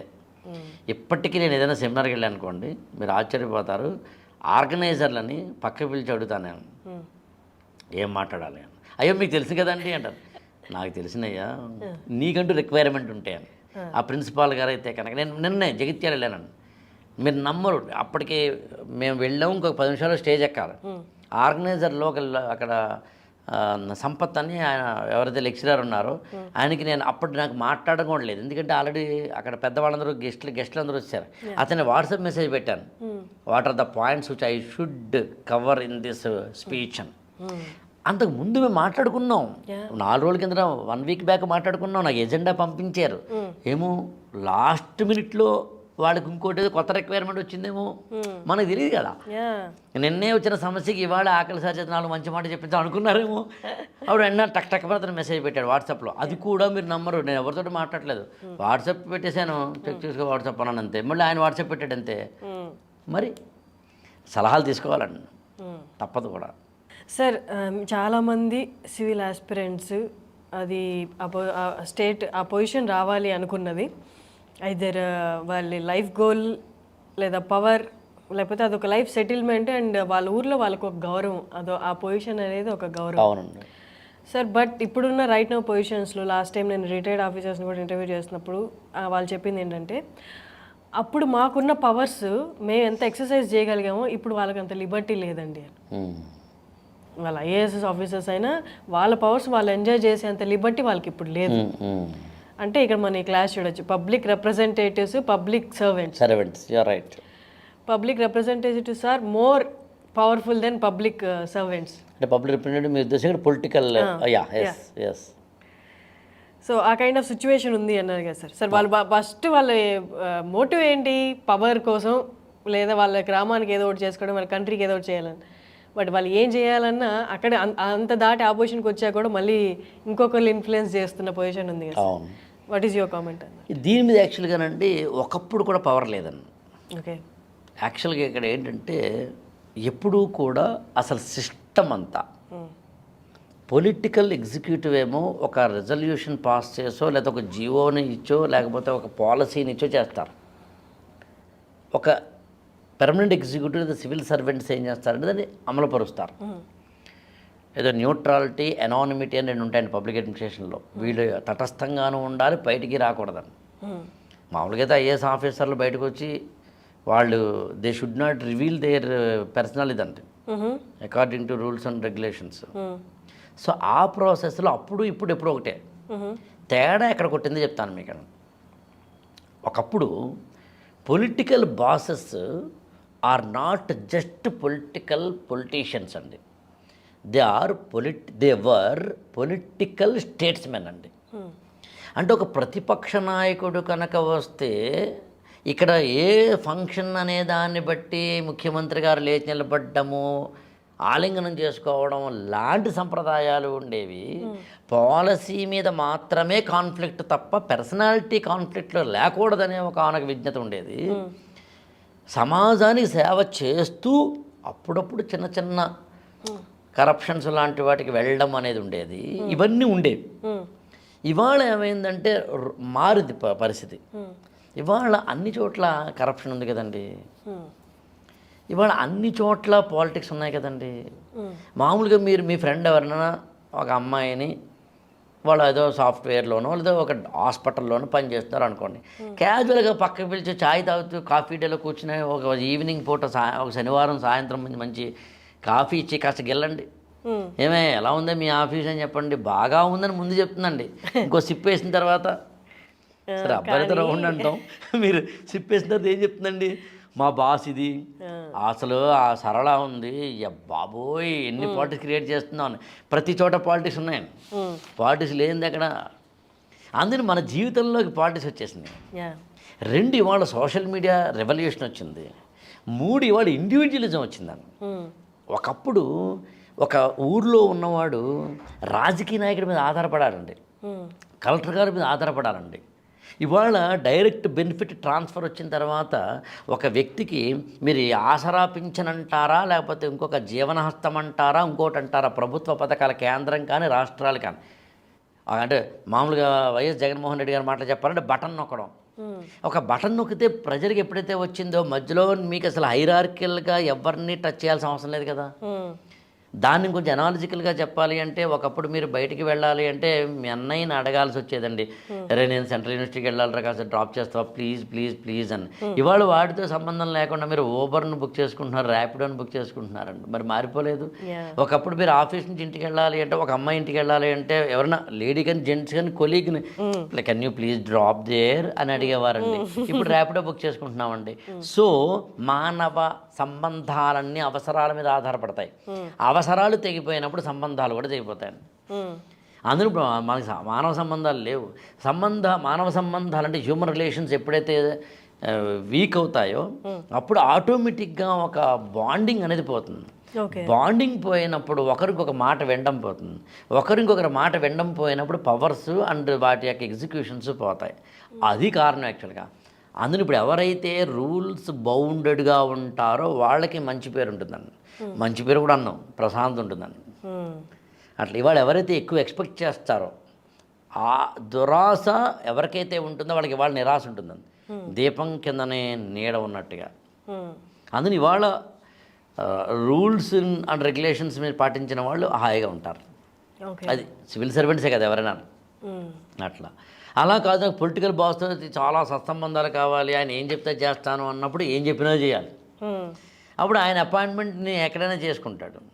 అలా కాదండి నాకు రూల్ ప్రకారం వెళ్తానండి అంటే కనుక నువ్వు లూప్ లైన్లో ఉంటే ఉండవచ్చు కానీ మానసిక ప్రశాంతత అవుతూ ఉంటావు. ఎవరి చాయిస్ వాళ్ళది. చాయిసెస్ ఆర్, నేను ఎప్పుడు కూడా ఇండివిజువల్ చాయిసెస్ అనే పదం వాడతానండి. ఎవరి చాయిస్ వాళ్ళది ఇక్కడ. దానికి అసలు దెర్ ఈజ్ నో ఇది లేదు యాక్చువల్గా. నువ్వేం చేయాలనుకుంటున్నావో నీ ఇష్టం అవుతుంది అది. అట్లా సార్ ఇప్పుడు ప్రిలిమ్స్ రాయబోయే వాళ్ళకి సక్సెస్ మీద ధ్యాస అంతా ఉంటుంది. సక్సెస్ వచ్చిందా well and good, all good. తర్వాత స్టెప్స్ కూడా ఉన్నాయి, మెయిన్స్ ఉన్నాయి, తర్వాత ఇంటర్వ్యూ ఉంది. ఆ ప్రాసెస్లో ఎక్కడైనా వాళ్ళు కొంచెం అటు ఇటు అయితే వాళ్ళ మైండ్ సెట్ ఎలా ఉండాలి, నెక్స్ట్ లైఫ్ ఎలా ప్రిపేర్ అవ్వాలి సార్? అంటే మీరు civil services preparation any general any competitive exam, any competitive examination. అసలు నేనేమంటానంటానండి, లైఫ్లో సక్సెస్ ఫెయిల్యూర్ అనే 2 పదాలు లేవండి. వేళ పాడలేదు కుర్రాళ్ళాటకు, ఓడే మాట లేదు ఆడేవాళ్లకు, ఏది గెలుపో ఏది మలుపో తెలియనంత వరకు ఇదే ఆట మనకని చెప్పి అభిలాష సినిమాలో పాట ఉంటుంది. ఆడేవాళ్ళకి ఓడే మాట లేదండి. ఇప్పుడు లైఫ్లో ఇలా వెళ్తే ఇది ఎండ్ కాదండి, బెండ్ అండ్. అలా అనుకుంటే ఏమవుతుంది, నువ్వు ఫెయిల్యూర్గా చూడవు, లెసన్గా చూస్తావు.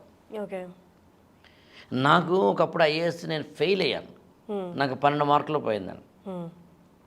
ఆ రోజు నా ముందు 3 మార్గాలు ఉన్నాయి.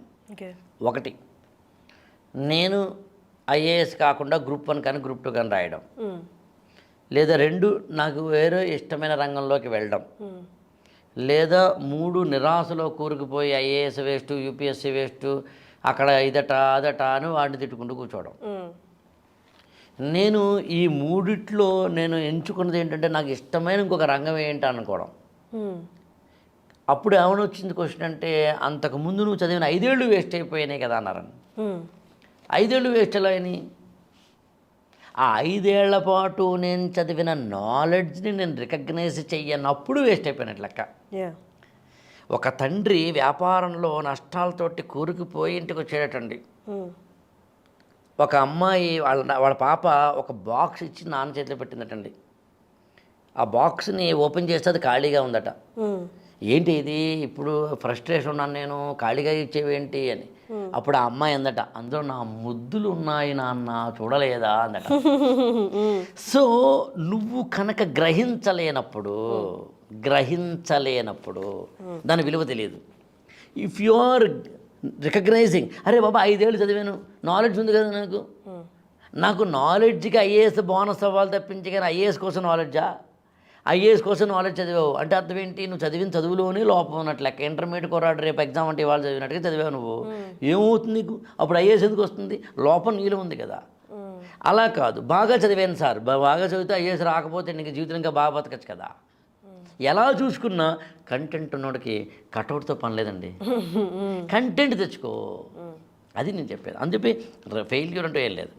కాకపోతే దాన్ని బ్యాలెన్స్ చేసుకోవడానికి, అంటే ఆ ఎగ్జామ్స్ రాసే క్రమంలో బ్యాలెన్స్ చేసుకోవడానికి ఉన్న ప్రాథమికమైన విషయం ఏంటంటే ప్రాక్టికల్ థింకింగ్ అని. Practical thinking. మీ ఇంటి ముందు ఒక టెంట్ వేయాలనుకున్నారండి. టెంట్ వాడికి ఫోన్ చేస్తారు, 2 నిమిషాలు వేసేస్తాడండి. పునాది కూడా తవ్వలేదాడు, డింగ్ డింగ్ డింగ్ అని వేసాడండి. అదే మీరే చార్మినార్ కట్టాలంటే, ఒక మహోన్నతమైన ఆలయాన్ని నిర్మించాలంటే, మెదక్ చర్చిని కట్టాలంటే పునాది తవ్వాలి, రోజులు పడుతుంది. ప్రాక్టికల్గా థింక్ చేయి. నువ్వు మామూలుగా బతకాలు కొట్టలేదు, సివిల్స్కి ప్రిపేర్ అవ్వాలనుకుంటున్నావు అయితే కష్టపడు. నేను కష్టపడినండి, కానీ సివిల్స్ కావాలంటే కుదరదు, అంతే. మినిమం టు మ్యాక్సిమం అంటే ఇన్ని గంటలు అయితే, ఇన్ని రోజులు అయితే ఉండాలి ప్రిపరేషన్ ఖచ్చితంగా ఐఏఎస్ అంటే. ఎన్ని డేస్, ఎన్ని అవర్స్ అని చెప్తారు సార్? ప్రతిరోజు క్రమం తప్పకుండా చదివితే కనుక రోజుకి 6 నుంచి 8 గంటలు చాలండి. ఇప్పుడు ప్రతిరోజు క్రమం తప్పకుండా అనేది ఇంపార్టెంట్. ఉదాహరణకి ఓ రోజు నువ్వు 8 గంటలు చదివావు, ఆ మర్నాడు అసలు చదవలేదు అనుకుందామండి. ఇప్పుడు వారంలో 7 ఎంతైతే అంత తీసుకుంటే, నెలకి 30 రోజులు అనుకుంటే కనుక 240 గంటలు అనుకుంటే, ఓ రోజు అసలు చదవకపోతే ఆ మర్నాడు ఆ కంపెన్సేషన్ చేసుకుంటూ మొత్తం మీద మనకేదో వ్యాపారాల్లో టార్గెట్స్ లాగా అలా ఓవరాల్గా 1 మంత్ అయ్యేసరికి 240 గంటలు చదవాలంటే సెట్ సరిపోతుంది. అలా అనుకున్నప్పుడు రోజుకి 8 గంటలు, మ్యాక్సిమం 6 గంటలు మినిమం. అలా 1 ఇయర్. అలా 1 ఇయర్, 1 ఇయర్ కాదండి, అయ్యేంతవరకు. చాలామంది అడుగుతూ ఉంటారు యాక్చువల్గా, ఏదైనా గుర్తుండాలంటే ఏం చేయాలి సార్? చదివింది గుర్తుండాలంటే ఏం చేయాలంటే, గుర్తుండేంతవరకు చదవాలి. అలా ఐఏఎస్ ఎన్నేళ్ళు ప్రిపేర్ అవ్వాలి సార్ అని అడుగుతుంటారు. ఐఏఎస్ వచ్చేంతవరకు ప్రిపేర్ అవ్వాలి, దట్స్ ఆల్, అంతే. ఎలక్షన్లో ఓడిపోయిన ఎమ్మెల్యే ఏం చేస్తున్నాడు? నెక్స్ట్ మళ్ళీ పాదయాత్ర చేసి ముఖ్యమంత్రి అవుతున్నాడు. పాదయాత్ర చేయాలి, తప్పదు. జనంలో ఉండాలి, తప్పదు. కాళ్ళు బొబ్బలెక్కుతాయి, తప్పదు. పోరాడినోడిది ఇక్కడ చరిత్ర. నేను పోరాడినంటే కుదరదు, పోరాడి తీరాల్సిందే. నిన్ను కనడానికి మీ అమ్మ 9 నెలలు పోరాడింది. నీకోసం థైరాయిడ్ తెచ్చుకుంది, నీకోసం బీపీ తెచ్చుకుంది, నీకోసం డయాబెటిక్ అయ్యింది. నువ్వు బయటికి రావడం కోసం మరణశయ్యనెక్కింది, పురుటి నొప్పులు పడింది. ఎన్ని బాధలు పడితే నిన్ను భూప్రపంచంలో తెచ్చింది. నువ్వు పోరాట ఫలితం. పోరాడిన తర్వాత నువ్వు వచ్చావు కాబట్టి జీవితాంతం పోరాడాల్సిందే. భర్తను కోల్పోయిన భార్య అయినా సరే, పిల్లల్ని కోల్పోయిన తండ్రులైనా సరే, తండ్రులను కోల్పోయిన పిల్లలైనా సరే, ఉద్యోగం కోల్పోయిన వ్యక్తి అయినా సరే, వ్యాపారంలో నష్టం వచ్చిన ఒక వ్యక్తి అయినా సరే, అన్యాయాలకు గురైన ఒక రాజకీయ నాయకుడైనా సరే, అన్యాయాలకు గురైన ఒక సామాన్యుడైనా సరే పోరాడాల్సిందే. వ్యవస్థ మీద పోరాడతావా, నీ అవస్థ మీద పోరాడతావా, నీ స్థితిగతుల మీద పోరాడతావా, నీ ఇష్టం. పోరాడితే రిజల్ట్ నువ్వు తెచ్చుకుంటున్నావు, నీకు వస్తుంది, పక్కోడికేం కాదు. ఈ పోరాట స్ఫూర్తి అనేది ఇప్పుడు మనం చెప్తాం పోరాడండి అని, కానీ ఆ పోరాటంలో ఉన్న ప్రతివాడు ప్రతిరోజు పోరాడాలి. ఇది 1 డే ఒక ఇంటర్వ్యూ చూస్తే వచ్చే ఇన్స్పిరేషన్ కాదు, లైఫ్ లాంగ్ సరిపోద్ది, లేకపోతే 1 ఇయర్కి సరిపోయే బూస్టప్ వచ్చింది అనుకోవడానికి లేదు. ఇవాళ బూస్టప్గా ఫీల్ అయ్యాడు, రేపు ప్లేస్తే రేపు కొత్త ప్రాబ్లం రావచ్చు, ఇది కొంచెం చల్లబడవచ్చు. ఇన్స్పిరేషనల్ ఫీల్ అయ్యేది ఏదైతే ఉందో, రోజు ఇన్స్పిరేషనల్గా ఉండాలంటే తను ఏదైనా పాత్ ఉందా సార్? ఆ పాత్ని ఏదైనా స్పెసిఫిక్గా ఫాలో అవ్వాల్సింది ఉందా? రోజు ఇన్స్పిరేషన్ తప్పనిసరిగా రావాలి అంటే, మామూలుగా అయితే నేను జనరల్గా చెప్పేది, నువ్వు నీ జీవితాన్ని ప్రేమించడమే. మన ఇంటర్వ్యూ వాళ్ళు స్టార్ట్ అయింది కూడా అక్కడే. నీ జీవితాన్ని ప్రేమించు, ఇది నీ లైఫ్. నేను బ్రాడ్గా చెప్పాలంటే, బట్ ఏవైనా స్పెసిఫిక్ పాయింట్స్గా చెప్పాలంటే మాత్రం నువ్వు ఏదైనా ఒక పని చేస్తున్నప్పుడు ఫస్ట్ అండ్ ఫార్మోస్ట్ మనకి ఇన్స్పిరేషన్ ఎప్పుడు పోతుంది? రిజల్ట్ రాకపోతే పోతుంది. ఇప్పుడు మన ఇద్దరు చెలరైపోయి ఇంటర్వ్యూ చేసామండి, యూట్యూబ్లో పెట్టాం, మనకి మామూలుగా ఏంటి వ్యూస్, కామెంట్స్. ఆ వ్యూస్ ఏమో తక్కువ వచ్చి, కామెంట్స్ ఏమో ఏంటమ్మా అలా కూర్చున్నావు అని మిమ్మల్ని, ఏంట్రా గడ్డం పెంచావు నన్ను తిట్టుకుంటూ కూర్చుంటే మన ఇద్దరికి ఇన్స్పిరేషన్ పోవాలి దానికి. సో ఇన్స్పిరేషన్ అనేది రిజల్ట్తో ముడిపడి ఉంటుంది. అందుకని అసలు రిజల్ట్తో ముడిపడని ఇన్స్పిరేషన్ కలిగి ఉంటే గొడవలేదని చెప్పడం కారణం అది. అదే ఇప్పుడు నాలంటోడు అనుకోండి, ఎన్ని వ్యూస్ వచ్చినాయి చూడను, ఎన్ని కామెంట్స్ వచ్చినాయి చూడండి. ఎందుకంటే అసలు వ్యూస్ కోసం కామెంట్స్ కోసం ఇంటర్వ్యూ ఇవ్వలే కదా, మాట్లాడుతుంది అందుకు కాదు కదా. నేను నాతో మాట్లాడుకుంటుంటే, నన్ను నేను జ్వలితం చేసుకుంటే, ప్రజ్వలితం చేసుకుంటుంటే, నిన్నకన్నా ఇవాళ కొత్తగా మాట్లాడడానికి అవకాశం వస్తుంటే నేను కదా దీన్ని ఎంజాయ్ చేస్తున్నాను. ఆ తర్వాత మిగతావన్నీ బోనస్ కదా. నువ్వు దీపం అయితే కాంతి నీకు, తర్వాత ప్రపంచానికి. నువ్వు పువ్వు అయితే సువాసన నీకు, ఆ తర్వాత ప్రపంచానికి. అలా అనుకున్నప్పుడు బ్రాడ్గా చూస్తే ఏమవుతుంది, మీకు రిజల్ట్ రాకపోతే ఇన్స్పిరేషన్ ఉండలేదు కదా. అందుకని నువ్వెప్పుడూ కూడా ఇన్స్పిరేషన్ పోవడానికి రిజల్ట్ కారణమవుతుంది కాబట్టి రిజల్ట్ వచ్చే పనులు చేయి, కాదు రిజల్ట్ వచ్చేలా పనులు చేయి. రిజల్ట్ వచ్చేలా పనులు చేయడానికి నేను ABCD అని చెప్పి చక్కగా చెప్తాను మీకు. ఏ అంటే నిన్ను నువ్వు తెలుసుకో. అందరూ అన్ని పనులు చేయలేరండి. ఒక ఆయన సినిమాలో స్టార్ అయి ఉండవచ్చు, రాజకీయాల్లో కాకపోవచ్చు. ఒక ఆయన రాజకీయాల్లో స్టార్ అయి ఉండొచ్చు, సినిమాల్లో కాకపోవచ్చు. నేను మాటలు అంటే ఇలా ఉపన్యాసాలు బాగా చెప్పగలనేమో, కానీ వ్యాపార దక్షత లేకపోవచ్చు. నేను ఇంకొక వర్క్ని బాగా చేయగలను, ఈ వర్క్ని బాగా చేయలేను అని నిన్ను నువ్వు తెలుసుకో. నిన్ను నువ్వు తెలుసుకో. సోక్రటీస్ చెప్పినా, మన జిడ్డు కృష్ణమూర్తి చెప్పినా, అసలు ఎప్పుడైనా కానీ నిన్ను నువ్వు తెలుసుకో. అందుకని ఏముంటానంటే, నువ్వేం చేయగలవో తెలుసుకో, ఏం చేయలేవో తెలుసుకో. అందుకని చాలామంది మీరు నమ్మరు, నాకు కొంచెం పరిచయం అయిన తర్వాత ఓపెన్గా చెప్పేస్తాను నేనండి, మీరు ఈ పని చేయకండి వేస్ట్, ఆ పని చేయండి మీరు బెస్ట్ అని చెప్తాను నేను. ఒకసారి ఒక స్టూడెంట్ నా దగ్గరికి, క్విక్గా చెప్తాను, ఒక స్టూడెంట్ నా దగ్గరికి వచ్చాడు. వచ్చిన తర్వాత నేను చెప్పాను అతనికి, ఏమయ్యా నీకు IAS అయితే రాదయ్యా, ఎందుకు వేస్ట్ అన్న తర్వాత అతను ఒక 2 ఏళ్ళ తర్వాత 3 ఏళ్ళ తర్వాత జ్ఞానోదయం అయిన తర్వాత నా దగ్గర వచ్చి చెప్పాడు, సార్ IAS రాదన్నారు మీరు, 2 ఏళ్ల కింద విని ఉండాల్సింది, అయ్యింది అది అయ్యింది, మరి నేనేం చేస్తాను అవుతాను సార్. మీరు నమ్మరు, మూలికలు ఉంటాయండి, మూలికా వైద్యం చేయడానికి మంచిగా ఉంటుందని చెప్పాను నేను. సరే మూలికా వైద్యం అనేది మామూలుగా మనకు అర్థమయ్యే వాళ్ళు చెప్పాను, వాడికి కూడా అర్థమని చెప్పాను. నా ఉద్దేశం ఏంటంటే, ఔషధాలు ఏ మొక్కల్లో ఉంటాయో చూసి ఆ మొక్కల్లో ఉన్న ఔషధాల మీద ఆధారపడి ఒక క్లినిక్ పెట్టుకొని చెప్పాను నేను. న్యాచురోపతి అనండి, ఇంకోటి అనండి. అది పెట్టాడండి. ఒక 1 year తర్వాత నాకు ఫోన్ చేశాడు, సార్ ఒకసారి మీ దగ్గర రావాలనుకుంటున్నానని. అటు రావడమే 20 లక్షల కారులో వచ్చాడు. తస్తదియా వచ్చిన తర్వాత ఏమని తెలిసిన అండి, సార్ లోకల్ ఎమ్మెల్యే మనం చెప్పినట్టు వింటాడు సార్, MP గారు మన ఇంటికి వస్తారు సార్. ఏంటంటే ఇప్పుడు ప్రతి ఒక్కడికి ఎక్కడో అక్కడ. కానీ నన్ను అడిగింది ఏంటంటే, 4 ఏళ్ల కిందట నేను మూలికా వైద్యం చేస్తే బాగుపడతాను, IAS అయితే బాగుపడ ఎలా చెప్పారు సార్ అని. ఏం లేదయ్యా, ఓ రోజు మధ్యాహ్నం నేను పడుకుని లేచిన తర్వాత నాకు కఫం ఫ్లమ్ బాగా పేరింది. నువ్వు ఆ రోజు ఏం చెప్పావంటే, సార్ మీది ఫ్లమ్ బాడీ అండి, కఫం బాడీ అండి, దీనికి ఇది వాడితే మిరియాలు కషాయం వాడితే ఇంకోటి వాడితే తగ్గిపోతుందండి, ఒక ఏదో చాలా పలానా మొక్క అలా పీలితే ఏదో చెప్పబోయా నువ్వు. అప్పుడు నేను ఏం చదివాను అడిగాను. నేను బీటెక్ బయోటెక్నాలజీ, బీటెక్లో బయోటెక్నాలజీ ఉందండి చదివానని చెప్పావు. ఓహో నువ్వు బయోటెక్నాలజీ చదివావు, మూలికా వైద్యం తెలుసుకుంటే ఇది బాగుంటుంది నాకు ఎక్కడో అనిపించింది, నువ్వు చదవట్లేదు ఎలాగో, నువ్వు మాట్లాడితే ఆడి దగ్గరికి వెళ్తావు ఈడి దగ్గరికి వెళ్తావు, అలా ఉంటే IAS రాదు, ఓ పని చెయ్యని చెప్పానయ్యా. నిన్ను నువ్వు తెలుసుకోకపోతే నీ గురువైనా చెప్తాడు, వినవయ్యా. ఆ వినడానికి 4 ఏళ్ళు పట్టింది, పోయిందేం లేదులే అన్నాను. ఇప్పుడు నమ్మరండి, టచ్ కూడా చెప్తాను, అతను నాకు తెలిసి ఓ 20 ఎకరాలు కొని ఉంటాడు. ఇదే 10 ఏళ్ళు అవుతుంది, 20 ఎకరాలు కొని ఉంటాడు వాడు ఊర్లో, వికారాబాద్ దగ్గర. సో పాయింట్ అలా ఏంటంటే, నిన్ను తెలుసుకో. 2 అండి, ఎప్పుడూ కూడా ఒక పని చేయడానికి కొన్ని రూల్స్ ఉంటాయి, ఆ రూల్స్ని పాటించు. దాన్ని ఇంకోలా చెప్తాను, ఆట ఎలా ఆడాలో అలాగే ఆడాలి.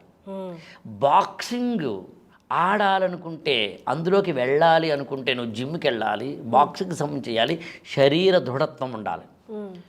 నేను చెస్ ఆడాలనుకుంటున్నాను, అంటే కనుక జిమ్కి వెళ్తే వెళ్ళకపోయినా పర్లేదు, 6 ప్యాక్ ఫ్యామిలీ ప్యాక్ అవసరం లేదు, కానీ బ్రెయిన్ కెపాసిటీని పెంచాలి.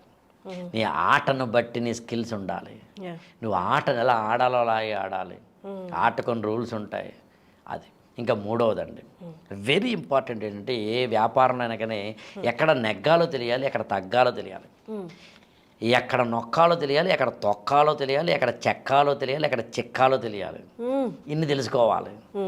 అందుకు నీకు తెలుసుకోకుండా ఆట ఆడేకు. ఇప్పుడు ఎవరైనా ఇప్పుడు నేనున్నానండి, నేను చాలా పుస్తకాలు చదువుతాను. భాష మీద కమాండ్ కోసం సంస్కృత శ్లోకాలు చదువుతాను. చాలామంది నన్ను అడుగుతారు, మీకు ఎలా కమాండ్ వచ్చింది, లేదా ఎందుకు వచ్చింది అని. అలా అన్ని రంగాల మీద కమాండ్, రియల్ ఎస్టేట్ అనండి, రిలీజియస్ అనండి, ఎవ్రీథింగ్. ఎందుకు తెలుసుకుంటాను అంటే అది అవసరం అండి. నా ఫీల్డ్లో నేను ఏదైనా మాట్లాడగలను. నేను ఐఏఎస్ ఆస్పిరెన్సీ ట్రైనింగ్ ఇస్తాను కాబట్టి అప్డేట్ అయ్యి ఉండాలి నాలెడ్జ్. దాంతోపాటు నేను అనేకమైన స్పీచెస్కి వెళ్తాను కాబట్టి, నేను మొన్న అగ్రికల్చర్ యూనివర్సిటీకి వెళ్ళాను. అగ్రికల్చర్ యూనివర్సిటీకి వెళ్ళినప్పుడు నేను అక్కడ మాట్లాడాల్సినవన్నీ కూడా అగ్రికల్చరల్ పాయింట్ మాట్లాడాలి. ఆ రోజు May 20 అంటే వరల్డ్ హనీ బీ డే, తేనెటీగల ప్రపంచ తేనెటీగల దినోత్సవం. సో తేనెటీగల్లో పాలినేషన్ ఉంటుంది. అంటే మొక్కల్లో ఉండే పాలినేషన్ అనేది తేనెటీగల వల్ల జరుగుతుంది. దానివల్ల మొక్కలు పెరుగుతాయి. ఆ మొక్కలు పెరగడం వల్ల ఇవాళ మనందరం బతుకుతున్నాం. ఇదంతా అగ్రికల్చర్ యూనివర్సిటీ వాళ్ళు చదువుతారు. వాళ్ళకి తెలిసిన ఉదాహరణ నేను చెప్తే బాగుంటుంది. అక్కడికి వెళ్ళి నేను సాఫ్ట్వేర్ జావా C++ అంటే కనుక అడు ఎలా చూస్తాడు నాకేసి. అందుకని నువ్వు ఏ ఆట ఆడుతున్నావో ఆ ఆట రూల్స్ తెలుసుకో. ఆటకు ఒక నాలెడ్జ్ ఉంటుంది, ఆ నాలెడ్జ్ కావాలి నీకు. చాలామంది పుస్తకాలు చదివితే నాలెడ్జ్ అక్కర్లేదండి. ఎమ్మెల్యే గారు పుస్తకాలు చదవాల్సిన అవసరం లేదండి. ఆయన పాఠాలు చెప్పడు కదా, పుస్తకాలు చదివిన పక్కన పెట్టుంటే సరిపోతుందండి. శ్రీకృష్ణదేవరాయల వారు పొద్దున్నే లేచిన వెంటనే తన పక్కన ఆ రోజు మంచి మాటలు చెప్పేవాడిని పెట్టుకునేవారండి. ఈయనెందుకు రోజు మంచి మాటలు చదవడం, చెప్పేవాడిని పెట్టుంటే సరిపోతుంది కదా. సో అట్లా నీ ఆట ఏంటో తెలుసుకుని దానికి తగ్గట్టుగా ఆడు. అందుని మొదటిదేమో నిన్ను నువ్వు తెలుసుకో, రెండవదేమో ఆ ఆటని ఎలా ఆడాలో అలా ఆడు, మూడవదేమో నీ స్కిల్స్ని అప్గ్రేడ్ చేసుకుంటూ ఉండి రిలవెంట్ స్కిల్స్ని అప్గ్రేడ్ చేసుకుంటూ ఉండు. అప్పుడప్పుడు కొన్ని ఎలా ఉంటాయంటే, అంటే ఇది చెప్పకూడదు కానీ నాకు బాగా రియల్ ఎస్టేట్ వ్యాపారం చేసి ఒక ఆయన తెలిసినాడు. ఒకసారి నాతో పాటు ఉపన్యాసం ఆయన వచ్చాడు. ఆయన చాలా ఫ్యాసినేట్ అయ్యాడు. సార్ నేను మీలాగే ఉపన్యాసం ఇవ్వాలనుకుంటున్నాను సార్ అన్నాడు. ఎలా నాకు నేర్పండి అని. నేను ఏమన్నా చేసినానండి, నా ప్రొఫెషన్కి జలసి ఏం లేదనుకుంటే మాట చెప్తానండి, మీరు భూములు అమ్ముకోవాలి, మేము మాటలు అమ్ముకోవాలి, ఎందుకు సార్ ఇది, నేనేమో మీ వ్యాపారంలో రాకూడదు, మీరు నా వ్యాపారం రాకూడదు అన్నారు. నమ్మలేదండి. 4 ఏళ్ళు ప్రాక్టీస్ చేశాడు. పట్టాభిరామ్ గారు లాంటి వాళ్ళ దగ్గర కూడా వెళ్ళి ఇలా కూర్చుని ట్రైనింగ్ తీసుకుని మాటలు పుస్తకాలు చదివేసేయాడండి. మీరు నమ్మరండి, ఇప్పుడు వ్యాపారం పోయింది, వ్యవహారం కూడా పోయింది. అవసరమా నీకు? సో అందుకని నువ్వేం చేయాలో తెలుసుకోవడంతో పాటు నీ యొక్క ఫీల్డ్కి తగ్గ స్కిల్స్, బుక్స్, XYZ అవి తెలుసుకో. అన్నీ అక్కర్లేదు. 4వది వెరీ ఇంపార్టెంట్ అండి, నీకు రిజల్ట్ రాలేదంటే నువ్వే కారణం అని గుర్తించు, పక్కోడు కాదు. అందుకని నువ్వు రిజల్ట్ వచ్చేంత వరకు ఈ మొదటి 3 పనులు చేసినా కూడా రిజల్ట్ రావట్లేదంటే ఎక్కడో చిన్న మిస్టేక్ చేస్తున్నాను. టెలిఫోన్ ఎవరు కనుక్కున్నారు? Graham bell. కానీ గ్రాహం బెల్ కన్నా ముందు ఎప్పుడైనా టెలిఫోన్ హిస్టరీ చూడండి మీరు. గ్రాహం బెల్ కన్నా ముందు ఆపరేటర్స్ చాలామంది కనుక్కున్నారండి. ఆ ఆపరేటర్స్ని కనుక్కుని ఉండగా లాస్ట్లో 2-వే కమ్యూనికేషన్ సంబంధించి అందులో చిన్న మార్పు చేసినవాడు గ్రాహం బెల్ అండి. ఇవాళ గ్రాహం బెల్ని టెలిఫోన్ సృష్టికర్తగా మనం చెబుతున్నామండి. అందుకు నీకు రిజల్ట్ రాలేదు అంటే ఎన్ని పనులు చేసావని కాదు, ఎక్కడో చిన్న అడ్డంకి ఉందండి, దాన్ని తొలగించుకో. ఆ అడ్డంకిని తొలగించుకోకుండా నాకు రిజల్ట్ రాలేదంటే ఎలా? అందుకని రిజల్ట్ రావాలంటే 4 స్టెప్స్ చేయి. 4 స్టెప్స్ చేస్తే నీకు రిజల్ట్ వస్తుంది. రిజల్ట్ వస్తే ఇన్స్పిరేషన్ వస్తుంది. ఇన్స్పిరేషన్ వస్తే నువ్వు ఎనర్జెటిక్గా ఉంటావు. ఎనర్జెటిక్గా ఉంటే బాగా పనిచేస్తావు. బాగా పనిచేస్తే మళ్ళీ రిజల్ట్ వస్తుంది. సింపుల్, అది సైకిల్ అండి. సార్ 28th ప్రిలిమ్స్ ఎగ్జామ్స్ జరుగుతుంది, May 28th. వాళ్ళకి final tips, last minute tips అంటే ఏమైనా చెప్తారా సార్? లాస్ట్ మినిట్లో కొత్త పుస్తకాలు ఏం చదవకూడదు. నేనేం చదవలేదు, ఏం చదివాను అనే అనవసరమైన తర్జన భర్జన పడకూడదు. వీలైతే ఎవరితోటి మాట్లాడద్దు. నీకు ఎవరైనా ఇన్స్పిరేషన్గా ఉంటే అమ్మో, నాన్నో, అక్కయ్య ఎవరైనా ఉంటే వాళ్ళతో మాట్లాడు. నువ్వు ఏ రిలీజియన్ నమ్ముతావో ఆ దేవుణ్ణి కనుక నువ్వు నమ్మితే కనుక చక్కగా హాయిగా పొద్దున్నే లేచి దండం పెట్టుకో, రాత్రి పడుకునేమో దండం పెట్టుకో. ఇది కాకపోతే మెడిటేషన్ చేసుకో. ఒకటి మాత్రం నిజం, లాస్ట్ మినిట్లో ఆ పుస్తకం చదివితే 3 బిట్లు వస్తాయట, ఈ పుస్తకం చదివితే 4 బిట్లు వస్తాయట, పలానా బుక్ మాత్రం నేను చదవలేదు అయ్యయ్యో లాంటివి పెట్టుకోకు. అన్నిటికన్నా ఇంపార్టెంట్, నమ్మకాన్ని మించింది లేదు. నమ్ము, బలంగా నమ్ము, చాలా బలంగా నమ్ము, వచ్చి తీరుతుంది. లా ఆఫ్ అట్రాక్షన్ అనే పేరుతో అంటావా, రోండా బైరన్ రాసిన పుస్తకం సీక్రెట్ లాంటివి అంటావా, సబ్కాన్షియస్ మైండ్ యొక్క పవర్ గురించి జోసెఫ్ మర్ఫీ లాంటి వాళ్ళు రాసిన పుస్తకాలు అంటావా, సిగ్మండ్ ఫ్రాయిడ్ లాంటి వాళ్ళు చెప్పిన లోపల ఉన్నదంటావా, భారతీయ ఋషులు చెప్పిన యద్భావం తద్భవతి అంటావా, సంకల్పంతో ఏదైనా సాధించవచ్చు అంటావా, విశ్వాసంతో ఏదైనా సాధించవచ్చు అంటావా, నా కాలుని పట్టుకున్న మొసలి నా బతికింతే అయిపోతుంది, కలడందరూ కలడో లేడో నువ్వు ఉన్నావని కొందరు లేవని కొందరు అంటారయ్యా, ఉంటే రావయ్యా అని విష్ణుమూర్తిని అన్నప్పుడు రాలేదు, కానీ లావుకింత లేదు, ధైర్యం విలోలంబయ్యే, ప్రాణముల్ ఠావులు తప్పెను, నీవే తప్ప నితప్పరం పెరుగు, నువ్వు లేకపోతే మాత్రం నా బతుకు బస్టాండ్ అయిపోతుంది అనుకున్నప్పుడు చెప్పక శంఖ చక్ర కూడా పట్టించుకోకుండా వచ్చాడు విష్ణుమూర్తి. నమ్మకానికి ఉన్నది అది. వస్తుందంటావా అంటే రాదు, వచ్చి తీరుతుంది అంటే వస్తుంది. చిన్న లైన్ చెప్పేసి ముగిస్తాను. ఒక రాజుగారు ఒక అతనికి ఉరిశిక్ష వేశారు, ఏదో శిక్ష వేశారు. అతను నవ్వాడట. ఏమైనా నవ్వుతున్నావేంటి అంటే, రాజా నేను మీకు ఎగిరే గుర్రాన్ని పరిచయం చేద్దాం ఉంటానండి, మా ఊర్లో ఉంది. ఏం చేస్తామండి, నన్ను చంపేస్తున్నారు మీరు, you are missing a wonderful miracle అంటే, సరేనయ్యా ఓ పని చేద్దాం, 10 రోజుల పాటు నీ యొక్క ఉరి శిక్షని పోస్ట్ పోన్ చేస్తా, ఈ 10 రోజుల్లో తీసుకురా, అంతవరకు నువ్వు ఖైదులో ఉంటావా బయట ఉంటావా తిరుగు, బట్ 10వ రోజున మాత్రం నాకు ఎగిరే గుర్రాన్ని చూపించకపోతే మాత్రం నీకు ఉరిశిక్ష ఖాయం.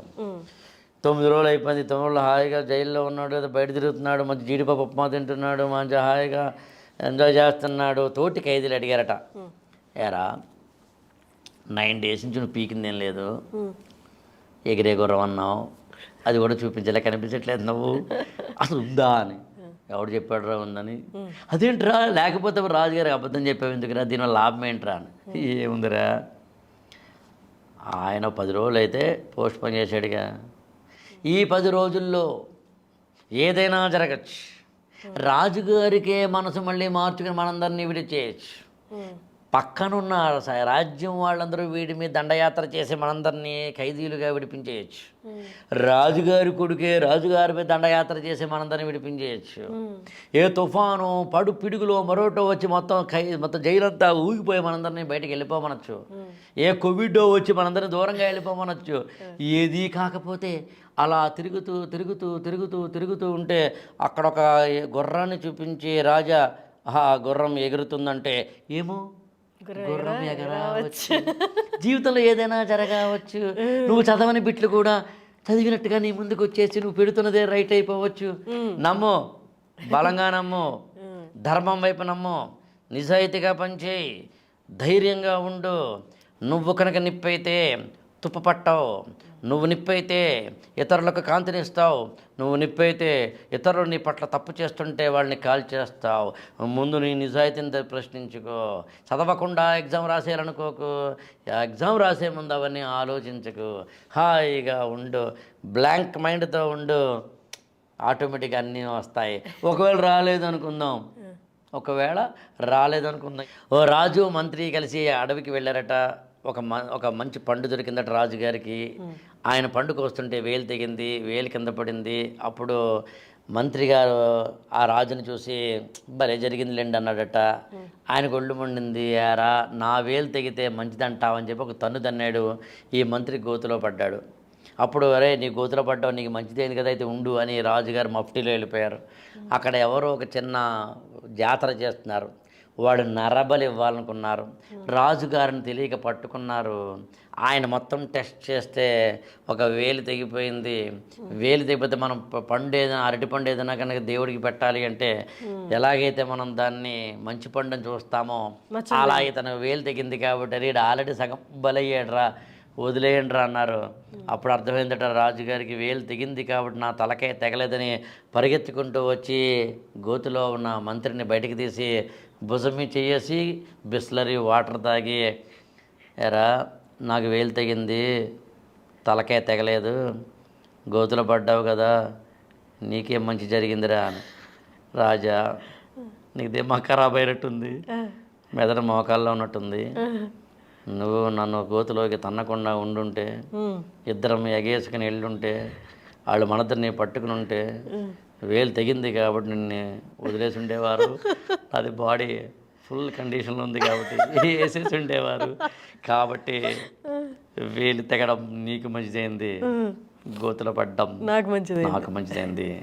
జీవితంలో అంతా మన మంచిగానే. నా ఇన్నేళ్ల జీవితాన్ని నేను పరిశోధించినారు చెప్తానండి, నమ్మి చెబుతున్నాను. నా జీవితంలో ఎప్పుడైతే చీకటి వచ్చిందో ఆ మరునాడు ఖచ్చితంగా వెలుగులు విరజిమ్ముతూ సూర్య భగవానుడు వచ్చాడు. నా జీవితంలో ఎప్పుడైనా ముళ్ళ పాన్పు వస్తే ఆ తర్వాత పూల పాన్పు వచ్చింది. నా గురువు సిరివెన్నెల సీతారామ శాస్త్రి గారు నాతో అన్నమాట చెప్పి ముగిస్తాను. ఒక విండో నీకు క్లోజ్ అయిందంటే ఒక తలుపు తెరుచుకుంటుందిరా. తలుపే మూయబడితే ఆ పక్కన నీకోసం మహా హార్మ్యం అంటాం భవంతి నిలబడుతుందిరా. జీవితంలో ఇక్కడ పోవడం అక్కడ రావడం జరుగుతుంది తప్ప, బ్యాలెన్స్ అవుతుంది తప్ప పోవడం మాత్రమే ఉండదురా. అంతే నేను నమ్మే సిద్ధాంతం ఉండదు. అందుకని జీవితంలో ఎప్పుడూ నిరాశ పడాల్సిన అవసరం లేదు. దురాశ పడ్డ వాళ్ళకి నిరాశ తప్పదు. ఆశ మానవ జీవితానికి శ్వాస. Sir thank you so much sir. Me valuable time చాలా ఇచ్చి మాకు అండ్ సివిల్ ఆస్పిరెంట్స్కి ఎగ్జామ్ అపియర్ అవ్వబోతున్న వాళ్ళకి కూడా చాలా సూచనలు ఇచ్చారు. Thanks a lot. Thank you so much.